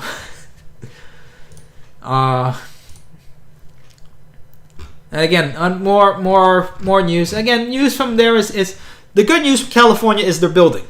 Okay? That's the good news. They are building. I got to get used to the camera because I've had it over here. I moved it over here in this direction to be in between both the monitors because I have my laptop over here and I have it connected to a 2K monitor over here, which I use for editing and whatnot. 4K I don't need because A, it's too expensive and 2K is good enough for me. I'm not a pixel snob. But I got it for a good deal. I mean, I got at least 50% off when I got this monitor from Best Buy, so it's been mine. I'm not going to get another one unless I get enough money to. But even then, it works perfectly fine for me. Again, even before the Coof, it wasn't clear how California would pay for its dream of running 220-mile-an-hour bullet trains from San Francisco to Los Angeles. I know how they'll pay it for its taxpayer money, but how they'll get that's a whole different story. Now, the project is as close to the precipice as it's ever been. The California High-Speed Rail Authority faces two new threats. Its largest source of funding is evaporating as state legislatures have attempted to derail the agency's plan en masse. Should they derail it? Absolutely not. But should they put? I mean, they need to whip. They need to get this whipped into shape. That's really the only way they can do that. And again, another Democrat, the way this project has been managed is embarrassing to say the least. Assemblyman Jim Frazier, a North Bay Democrat who chairs the Transportation Committee, told legislators during a June 11th vote to challenge the plan. I personally have lost all confidence in this group to develop and deliver what they promised. Oh, that was the same. Yeah, that was the same one from before. Again, really the biggest issue that California is hitting here seems to be getting the support in order to get more funding for here. That's really the issue. Every high-speed train is a bullet train. I don't think so. Well, I mean, the reason why it was called bullet train was just the name of how the original Shinkansen looked. It's just a synonym for it. Then again, can you really call maglev a train if it's actually floating? It follows a set curve. Follows a set rail. But these are some of the articles I was looking at. Okay. I was hearing about this in the Discord. What's going on over in Maryland. This is pretty interesting. So again, a lot of states now have a lot more time to sit back and come up with a lot more bills. And senators and congressmen who were previously not that active before are, getting a little bit, trying to get some more limelight and trying to propose new bills and whatnot. For example, this senator right here, Edward Markey, in trying to call for what he calls the brain train. Don't even get me started on how they came up with the name for that, but that's what they're calling it. The Brain Train Act, which would authorize $5 billion in spending nationally on passenger rail a year for the next 5 years. And this is mostly in the Northeast Corridor. especially Massachusetts. The two Democrats spotlighted what's come to be known as the East-West Rail, a proposed line from Boston to western Massachusetts, as well as the currently underway South Coast Rail, which involves a commuter rail extension to Fall River and New Bedford, and a line for the Berkshires. So there's a lot more opportunity now coming in for rail. There's a lot more spotlight on a passenger rail systems because everybody's scrambling to try to find a way to go ahead and build these systems for the United States and to get people back to work. Okay, that's really the main reason of it, is to try to find ways to get people back to work. And again, the best way you can do that is if you can get physical jobs and physical work construction over here into the United States. Okay, that's one of the biggest ways you can be able to do it. Markey is in the midst of a tough re-election battle with U.S. Representative Joe Kennedy III. Maybe that's why he's coming up with this bill. But again, this is pretty good. Currently, public transit ridership remains incredibly low amid the Coof, with the number of people taking MBTA trains around Boston dipping by around 90%. That's massive. And I know Amtrak is around 95% of their ridership that they had from last year. That's how much they're down. They're only down to 5% of the ridership from last year. That is absolutely abhorrent. It's sad what's going on. But again, there's an opportunity. Markey said there's been a lot of talk in Washington about an infrastructure bill to boost the recovery from the Coof, and it's something he'd work with President Trump and the Republicans on. And Trump has been proposing, everybody's been proposing some sort of infrastructure bill. Okay? Now again, both Clinton, not so much back in 2016. She didn't really have much of anything to really go for her. Trump indeed proposed a $1 trillion infrastructure plan, which most of that $1 trillion, again, would come from private investment. Have they really pushed out that plan? Not really. The same thing with the Obama administration, that they were touting this massive high-speed rail plan, and it didn't really pan out. Again, it takes years to go ahead and build a high-speed rail. It's understandable, but the only thing they can pen to their name. Why are you calling me now? That's what happens when you don't tell your parents. Hot sauce Clinton. That's what we'll call her from now on. Hot sauce Clinton.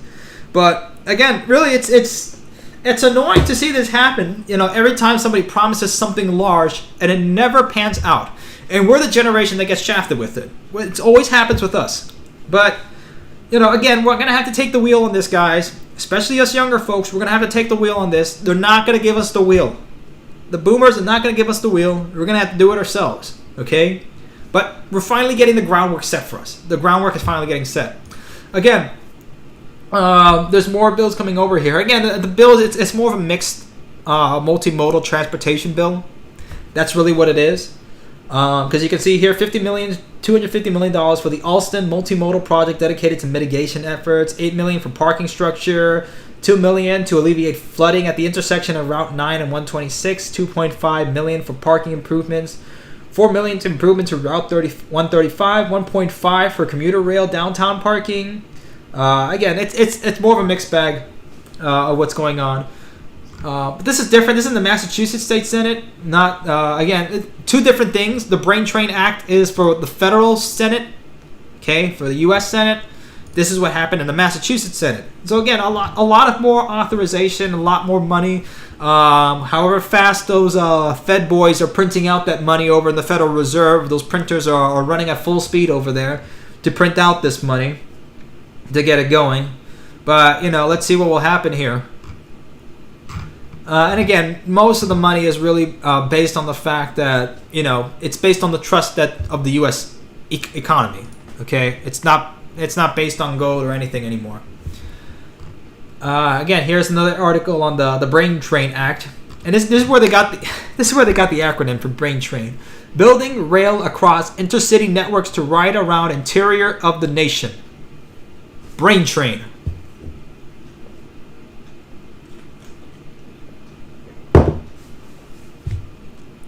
Why do they have to put so much effort in coming up with these names? It's just hilarious. Is there anything else that was interesting in this article? Yes, here we are. This is what I was looking for. Right. So here we are. Authorize the Department of Transportation, DOT, to implement a competitive grant program and award up to $5 billion annually to fund high-performance rail projects. Instruct the DOT to evaluate applications for funding based on criteria such as the levels of estimated ridership, anticipated provision of passenger rail service in regions that are historically and persistently unconnected or underconnected, anticipated favorable impact on air or traffic congestion and safety, again, because the best thing about high-speed rail is how many people will be out of their cars. And if you, even if you want to drive your car, you still have a lot less traffic than you would without high-speed rail. So it's good for everybody. Direct the DOT to give greater preference to high-speed rail projects that will encourage direct connections between multiple modes of transportation, improve conventional intercity passenger, freight, or commuter rail operations, provide environmental benefits, reduce greenhouse gas emissions, improve air quality, provide positive economic and employment impacts, and provide enhanced transportation options for persons with disabilities. So these are things that we've been saying all these years since we were the High-Speed Rail Network Club, all the positive benefits of high-speed rail. Okay? Now that the economy is in a standstill, this is probably, the time we're going to get for a great reset in terms of our infrastructure. Will it happen? Let's see. Now, let's go to Amtrak, because Amtrak's is in trouble over here. And again, there's a lot. Again, I have a lot of mixed feelings about Amtrak. I have a lot of great memories of Amtrak. I only want Amtrak to have success. Okay, if it can be successful, I'm absolutely for it. Okay, but I have proposed in the past that maybe Amtrak should be split up and privatized, similar to the way that JNR did the same in Japan. So you could have separate companies with separate funding allocations in terms of state and federal funding to be able to focus a heck of a lot more on their region. Would that shut down a lot of long-distance trains? Absolutely. But would that give the opportunity to rebuild upon an even more robust long-distance railway infrastructure? Absolutely. But this is, again, I think what Amtrak is doing here is all they can do. They have to to scale back on long-distance trains because of this. Now, are they using the Coof as an excuse to go ahead and do it? Yes and no. The economics of it, because there's not that many passengers riding on Amtrak, there's no need for them to be having those trains in service. Having those passenger trains in service is going to cost a heck of a lot of money, and you're going to have maybe one or two people riding at this point. That's not going to work. It's going to be a money drain. So they're doing good in terms of doing that. But again, everybody finds a reason to get angry at Amtrak, and it sucks. Members of Congress are angry that the rail agency is asking for more money while planning to lay off staff and reduce services. Smaller communities that rely on rail services could be badly hurt. It's like, what do you want? Do you want us to be economically feasible, or do you want us to go ahead and keep serving in unfeasible routes? What do you want, Congress? What do you want Amtrak to do? Amtrak has long wanted to cut back on long-distance train routes that span America's heartland, but political pressure from Congress made it next to impossible. See, the only time a Republican actually supports Amtrak is when it runs through the district.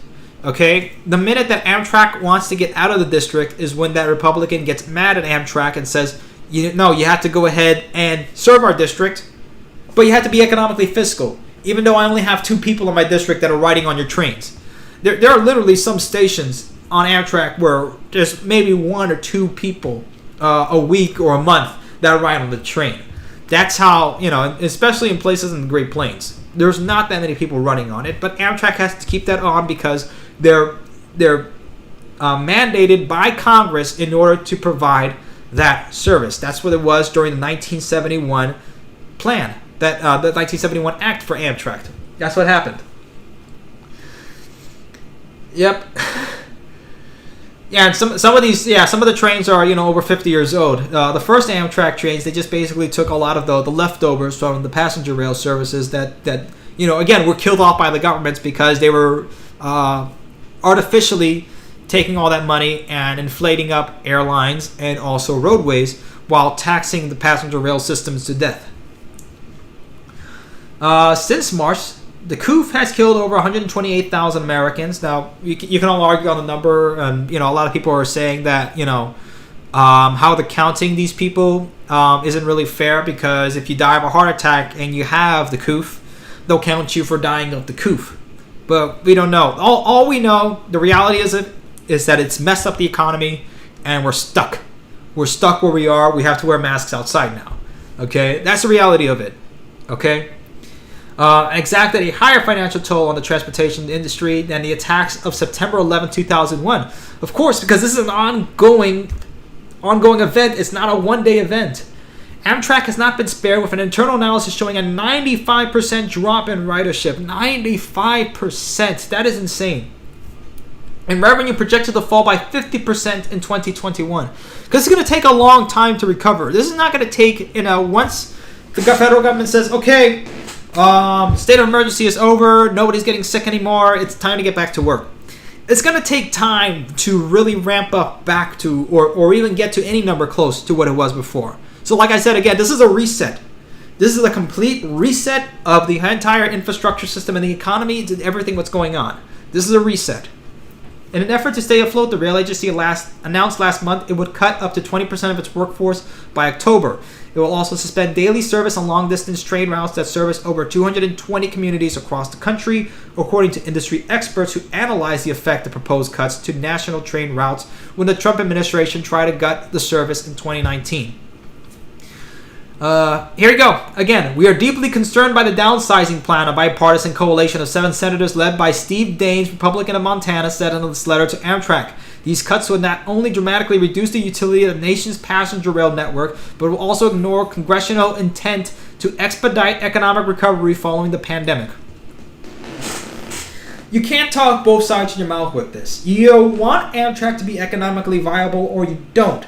They have to cut back. There's no other way they can be able to be economically feasible. I don't get this, guys. I don't get this. And nobody really does. It's like, what do the Republicans want? Okay, especially these rhinos that are not really Republicans. And Democrats too, because they just use Amtrak as basically a ploy. They'll go ahead and have a photo opportunity on it, and they'll take pictures and say, we support the railroad. But years later, they won't do anything to support Amtrak. They won't care about supporting high-speed rail. They'll talk about it, but they won't do anything constructive to actually support it. That's the problem with both parties. They don't want to do anything. They don't want to do anything. Yeah, Amtrak needs its own Fed to start going ahead and printing out. We got a printer right here. I don't know if we can get that one going and get that to print out the dollars. We'll call it Ambucks. Ambucks. That's what we'll call them. It'll be its own money. Maybe peg it to the Zimbabwe dollar or something like that. I don't know. I feel that the Coof is convenient reasoning to do that which Amtrak over the past several years has determined to do, said John Robert Smith, a former chairman of Amtrak's board, and that is to dismantle the national system. I've already said this is only common sense. Amtrak has to go ahead and let go some of these long distance routes. Some of these are not feasible. Okay, you can only choose. If most people have the choice, and most Amtrak fans have the choice, would you rather choose Amtrak still continuing the way it is, as much of a laggard as it is in terms of technology and in terms of passenger rail system, in order to keep its long distance route? Or would you rather let go of its long distance routes, and it could be more robust and actually maybe bring high speed rail over to the Northeast corridor, or to the Midwest corridor in Chicago and the outlying area, or to California and to other places, and to the Pacific Northwest? What would you rather Amtrak do? And I absolutely do think the latter option, in which it can absolutely focus and pinpoint down on getting it done in these regions, is really what it has to do. Okay? It cannot serve these places. It cannot. A spokesman for Amtrak, Jason Abrams, said in a statement that the agency was cutting back service to better align our service with demand. It's absolutely correct. If you want Amtrak to run like a business, that's what it has to do. This makes me mad, guys. It absolutely does. And I feel bad for Amtrak. It can't control this. It was going to be its first year in which it would actually go ahead and break even. And you've known me. I've been very critical of Amtrak when it's done stupid things. I've been critical of Amtrak when it's done dumb decisions and in its effort to not really push for high-speed rail, or at least regional high-speed rail, real true high-speed rail. But, what can it do? What can any of it do? We're all hurting in this, especially a lot of companies like Amtrak. And again, a lot of people are saying, it has to be the airline CEOs. But, funny enough, when the airline CEOs like Richard Anderson and, and company become CEOs of Amtrak, they're trying to go ahead and make it run economically feasible without having the push that airline companies usually get under the federal stimuluses. So it's really, really just a cluster. It really is. There you go. So Amtrak needs a $1.5 billion bailout, prepares to cut up to 20% of the workforce. It's a lot better than what the airlines are cutting up. They're cutting up, like, some of them up to 70% of the workforce. Ridership and revenue levels are down 95%. The $1.475 billion request for the fiscal year that began October 1st is in addition to an annual $2 billion in support that is receiving from Congress in recent years. And look at this. A nearly empty southbound Amtrak train is seen in Orlando, Florida station, April 15th. Now, again, this is another article just going over the same thing.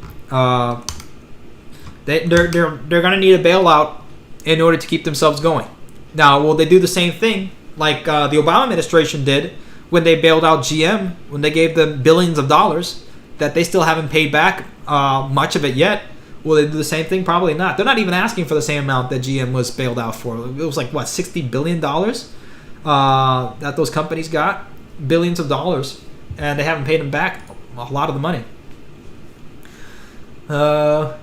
Here's another article here. First in the series says Amtrak declared war. War on what?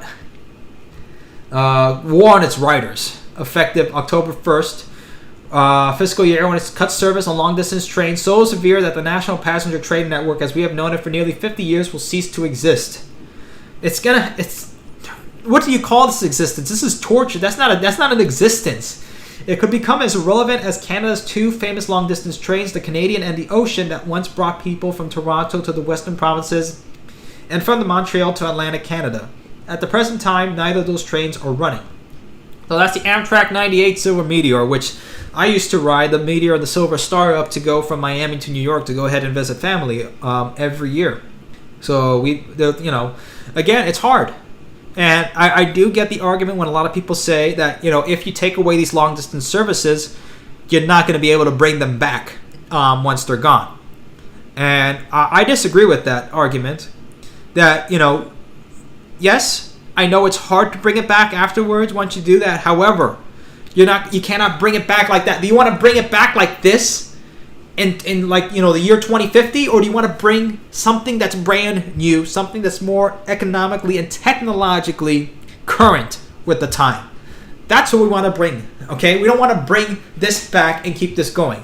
That's the problem. People are hard pressed to not lose what we already have. And it's understandable. It's hard. It's tough, especially when we don't really have any national rail network, a robust national rail network, and all we have to cling to is Amtrak. I get it. But that's all we can do. What else can we do? That's funny. Amtrak Panzer Divisions. War on its passengers. It's colorful language, but it's that. The only train that they are keeping in full swing is the auto train. And again, why is the auto train working? Because it provides a service that no other train service or no other of its services provide, which is they can go ahead and transport people and their cars from place to place. Okay, so it's meshing in with the current infrastructure, but also providing another service on top of it. And the auto train is actually one of the Amtrak services, one of the few Amtrak services that actually makes money. So again, maybe they can make more auto trains across the United States, as some people have emailed me. I got an email from Mohammed Qureshi. Shout out to Mohammed Qureshi. in terms of expanding the Amtrak auto train, because that service is something that's in demand and it works. So they're gonna have to come around it. Either through high-speed rail, either offer people a faster train or a train that does more. That's what people want. They don't want a slow train. They want a fast train. It sounds common sense. It sounds dumb, but that's exactly what it is. So yeah, a lot of trains are getting gutted, but again, a lot of good things are coming in, like the Avalia. That's the new high-speed rail trains that are coming in by next year. Okay, so again, there's a lot of bad and there's a lot of good. Okay, but we're gonna have to go forward onto the good. Yeah, the auto train does make a lot of bank. The Pacific Surfliner as well. And again, trains that people are either can commute with, something like the Surfliner that goes between San Diego and Los Angeles. And again, that's what I said when we all looked at the ridership and we saw that the Surfliner was one of the top 5, because again, it's serving two major points of connection between 100 miles, okay, in a very heavily trafficked area that you can get from San Diego to Los Angeles in a pretty reasonable amount of time, okay, possibly shorter, about the same amount of time as you would being stuck in traffic in California, awful traffic. And that's why I said California high-speed rail should have started between there. Okay, there was enough arguments to go ahead and support that point. Here was another article I was going to go about a Q&A with William Flynn, who came in mid-April, just when the Coof was happening. So again, a lot of stuff that's been going on, a lot of changes on Amtrak that's going in. Flynn was CEO of is it Delta? Can't remember right now. In March and April, our focus was on responding to the pandemic, ensuring that our employees and our customers are safe, and then understanding what levels of adjustment we need to make in the service. May into June, we got to store service to better understand what demand looks like and then plan for 2021. At the same time, we absolutely continue with our plans for the future of the company. And I think they have done that. Again, they did cut down Acela service. Acela service is now back on, and they're trying to go ahead and revamp up the service back in the Northeast Corridor. Once more people start getting on the move, it will be able to happen. We are seeing ridership improve. We have a very low level of ridership in April, and then a gradual improvement from May into June and June into July.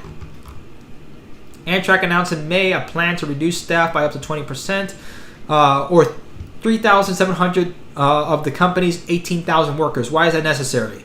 We need to resize the company for the level of customer demand that we are going to see in the near and immediate term. It's absolutely true. Is it sad and does it sucks that people are going to lose their jobs? Absolutely, which is why we need to bring in more rail projects in order to get people back to work. Yeah, another thing, luxury trains. That's another way that they can go about. Like, look at the Shimishika, or is it the Shimishika or Shima? Can't which trains they go around. But yeah, look at the cruiser trains in Japan and other parts of the world and in Europe. I mean, those trains do very well. Why? Because they provide something else other than just transportation. Yeah, this is more or less the same stuff that were going on in terms of just CEO speak. That's all he's doing it in. But hey, here's the good thing: Amtrak tickets are cheap.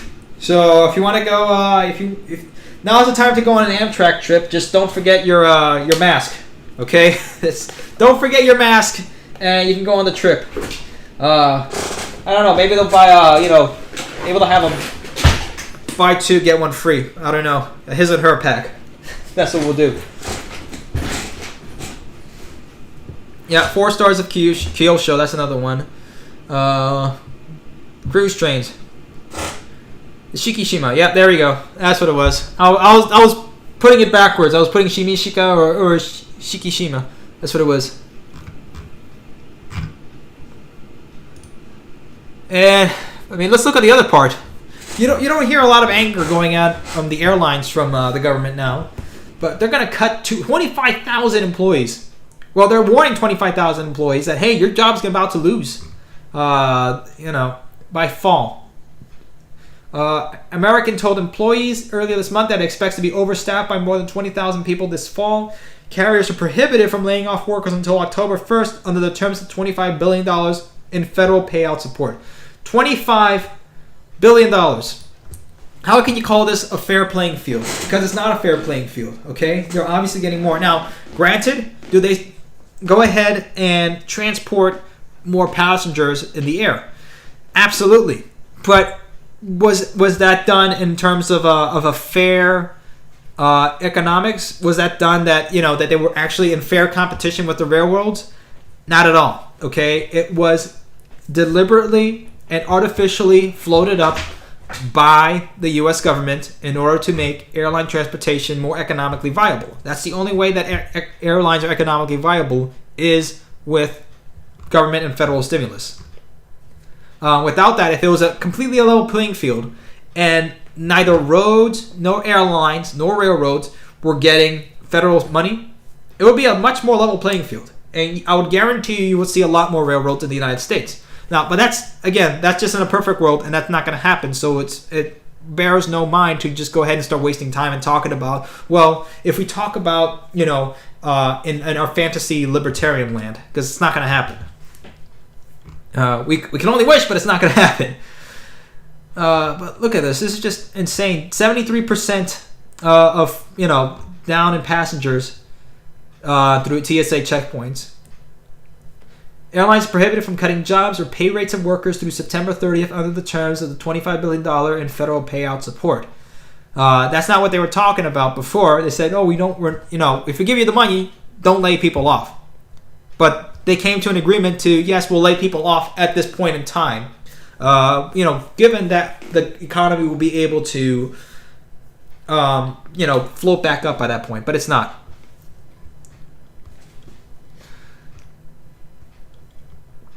Yeah, Fort Worth, Texas-based American earlier this month said it has around 24,000 more employees than it needs for its reduced fall schedule. CNBC reported earlier this week that the notice were forthcoming. United last week told close to 36,000 employees, nearly 40% of its workforce, that they could be furloughed, and Southwest Airlines on Monday told staff that the carrier needs passenger numbers to triple by the end of the year to avoid layoffs or furloughs. They're going to lay off and furlough people. It's only a way down. And again, could there be hope? Yeah. If they could be able to do this, let's say if the House bill were to do this, because at this point, they can spend as much money at this point. At this, we're not turning back in terms of fiscal responsibility for the U.S. government. It's too late. We might as well just go ahead and spend as much until we have at least enough physical assets of high-speed rail before the whole Fed collapses. So just keep sucking off of it until it explodes at this point. That's what I say. It's too late to turn around at this point. But this could actually work. Again, the airlines got $25 billion, and they'll probably complain that, why are we spending about 8 times as much for high-speed rail? Well, because you had a heck of a lot more in the last 50 years, than what the airlines have, than what the rails have gotten. That's about maybe a fraction of what airlines have gotten in terms of not just the outright stimulus money that they've gotten, but also in terms of tax breaks, in terms of, again, like I said, land usage rights for airports, because they only pay a fraction of what they really should be paying for airports. Yeah, $205 billion. California complains about, 88. Well, $100 billion by that point. Now look at this. A bill to fund the rollout of high-speed rail across America was recently introduced in the House of Representatives. The proposed policies will get the economy back on track by investing $205 billion over 5 years, creating jobs, competition in transportation, which is what we really need, and giving Americans cleaner, faster, more reliable commutes. Join Cascadia Rail's letter-writing campaign and take 2 minutes to tell your elected officials to support the bill. So this came from Representative Seth Moulton, Democrat of Massachusetts, authored the bill and released a white paper on funding the rollout of national high-speed rail. Okay. Is this different from Brain Train? Yes. There's a whole bunch of different acts that are coming out. Will it be able to, to coalesce into one robust plan that the actual country can work on? I don't know. Probably not, okay? With the way that Congress is and the way that the Senate is right now, even later on, they probably won't do it, okay? Again, Obama had both houses, both the House and the Senate in the first 2 years of his administration, and he got nothing done. Trump had both the House and the Senate in his first 2 years of his administration, and not much got done, okay? There's no high-speed rail, there's no wall, there's none of that. So don't expect any of that to really happen. Yeah, it has been 2 hours, and I'm surprised that you guys are still watching. We still have 60 people here. We're gonna cut it off here. This is the last article I have here, I promise, guys. So I lit it off for the end. As hope for the future. We can only hope for the future that good things can happen. High-speed rail is a bipartisan win for both Democrats seeking new infrastructure and Republicans seeking private sector investment. Walton's bill includes incentives for an additional $38 billion in investments from the business community, such as lifting the cap on private activity bonds. See, that would be something, from $15 billion to $30 billion. Microsoft's investment in the Cascadia project was highlighted as one of the partnership models. Private entities from tech companies like Microsoft to railway operators like Virgin Trains USA have already begun planning and preparing to develop high-speed rail corridors because of the broad economic gains brought to the firms directly and indirectly served by these lines. Look at this. Additionally, 212 companies in 32 states manufacture passenger rail cars or components, creating many jobs in communities even where rail construction would not occur. So there's a lot that can happen to this. And again, I think this is really what needs to happen. If Amtrak can just focus on, these red points, that would be better for Amtrak, okay? Because there's no need at this current state in time to go across over through Idaho and Montana, North Dakota, and all through, the Wisconsin. Are they people? Absolutely. Can they use rail service? Absolutely. But do they have the numbers of people to go ahead and make it economically feasible? No, they don't. I'm sorry, but that's the reality of it. That's what we have to be looking at, is the reality of building high-speed rail and building passenger rail service that's robust and, futuristic in this country. So, yeah. So, this is what we have here, guys, and that's what it is going on. So, yeah, we've gone through a whole bunch of articles. I've talked a lot. Especially when we talked about California. I think I've had enough to drink at this point. But what do you guys think so far? Demetrius, do you know the Capital Corridor makes moolah too? Yeah, they do. Yeah. They do indeed. Again, all these corridors over here, the Northeast Corridor, in this area through, where it says Massachusetts, Vermont, New England, New York, Pennsylvania, New Jersey, especially over here in the Southeast, this is another growing area. From, Charlotte to Atlanta. You have Orlando, Miami, that's already getting done. To Tampa, that will be done afterwards. The Gulf Coast region, which is starting to come back slowly but surely after the devastation of Katrina. For years, even, they've had the devastation on them, especially New Orleans. Texas, getting their Texas Central Railway. Over here, the Chicago hub. Indianapolis. And again, Indianapolis, I think, is a very underrated city. It's, again, the reason why it's called Railroad City is because it was basically in the middle of everything. That's why it's called the Crossroads of America. From Indianapolis, you can get to Chicago, you can get over to New York, you can get over down south. Okay, you can keep going over more west. So, again, there's a lot that can happen anywhere. Chicago, too, again, is one of those cities that, in the middle of everything. Indianapolis, because it's cheaper and it's not as built up as Chicago, so it's a lot easier to go ahead and build something in Indianapolis. And again, that's all that's what I think. Yeah, I know the Capital Corridor is in California. I'm talking about other places here.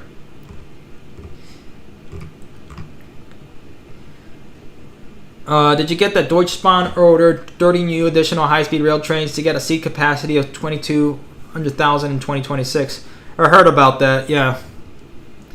Should Colorado have high-speed rail service? Yeah, if it's economically feasible, yeah, they should.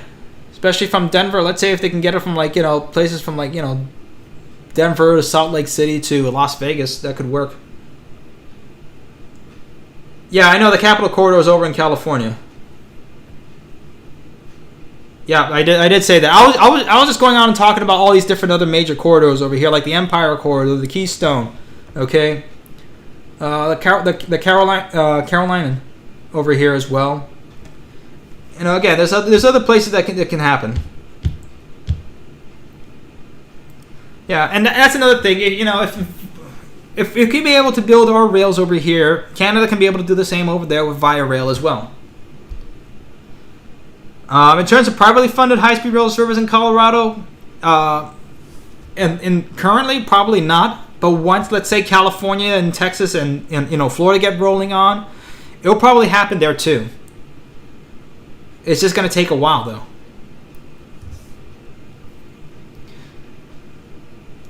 What are your thoughts on the Amtrak San Joaquin?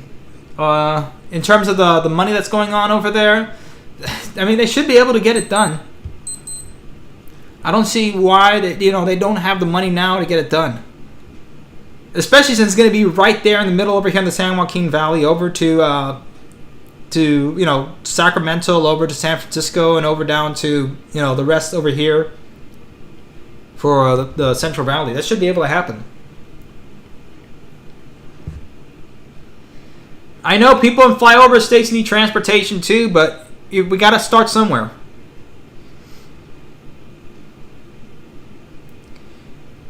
Did you know entrepreneur Wes Edens is betting $9 billion on U.S. high-speed rail? Yes, says he's Fortress Investments. That's what's going on over in Brightline. Do you think a southern extension of the Northeast Corridor is viable down to Richmond? To Richmond, Virginia, yeah. I mean, it should be able to. The thing is, again, once you get to D.C., that's where the electric corridor ends. If they're able to go ahead and continue down electrification down to Richmond, Virginia, there's a possibility that you could be able to have that. I mean, there's a lot more Amtrak ridership increases over this periphery over here. More and more once you get closer over to the Bosch-Wash corridor, to the Acela corridor. But again, once you get out of here, it's going to be less and less. I agree. It should be more decentralized, but also allow more regionally, privately operated. Yeah, I agree. Look, again, if there's a perfect way to go ahead and split Amtrak up into separate companies. So it's like, let's say 3 separate companies. You can have the Eastern Corridor over here, split up. You have the Midwest over here, okay? And then over here, you already have the Pacific Northwest in California. You have the Western Corridor, okay? And then it's all a matter of connecting, the two, over here in the Plains region and connecting that together. Yeah, I'm trying to see as many monuments as I can over here, and I was too late in seeing the Confederate War Monument over here in Indianapolis before they tore it down. I was looking in the park, and all I see is just a patch of dirt where they had it there. I'm like, oops, well, guess I didn't get to see it. If they ever try to tear down the circle, that's when the guns are coming out.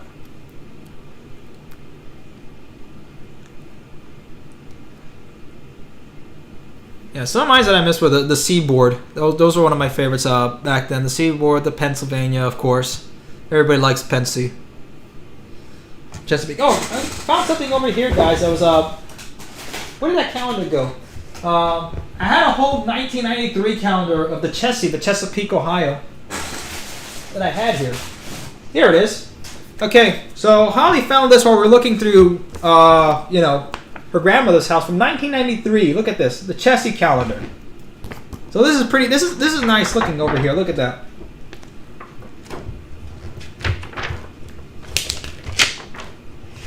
Again, just like all these old pictures. I want to get this framed up and enlarged somehow and put this back behind me. This is actually pretty good.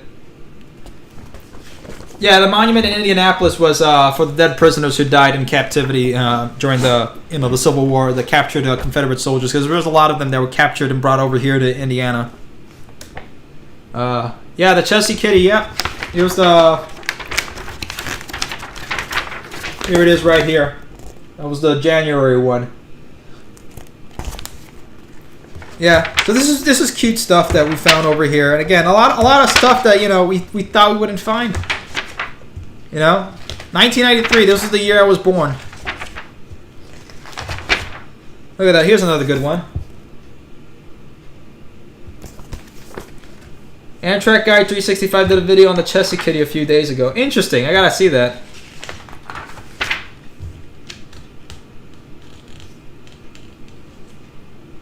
Look at that. There goes Uncle Sam. I like this one too.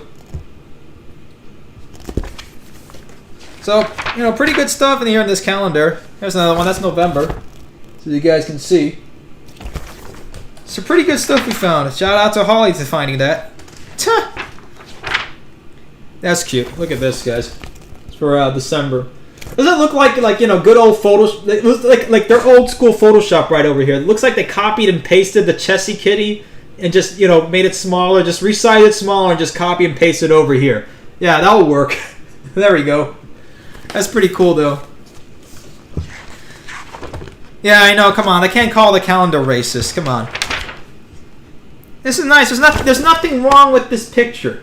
The guy has a job and he's smiling. He's having a good time and he found a little kitty there. There's nothing racist about that. Come on. All right, guys. 10:05. We've gone over 2 hours. It's pretty good. Though we do have to get back in the swing of things. I know I bungled a whole bunch throughout this live stream.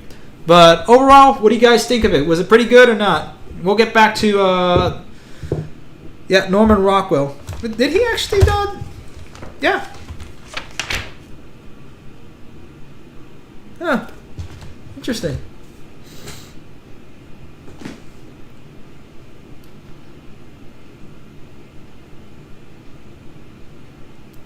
Yeah, that's pretty interesting that they're looking to do that in Colorado. Front range passenger rail. Interesting. There's a lot of videos that I have in the on the back burner that I have to bring out.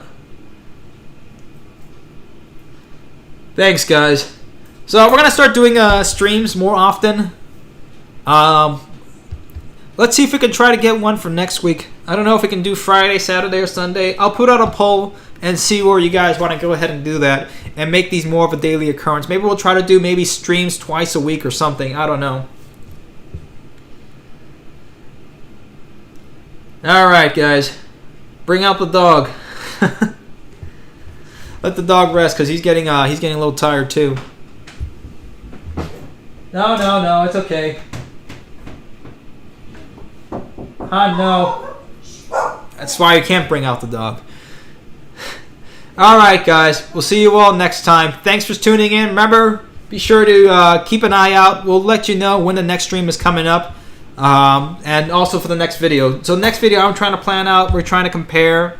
Let's try to get some good stuff going on. We're going to compare the New York MTA. We're going to compare the subway over to Tokyo Metro. That's going to be interesting. So we'll get that out soon. All right.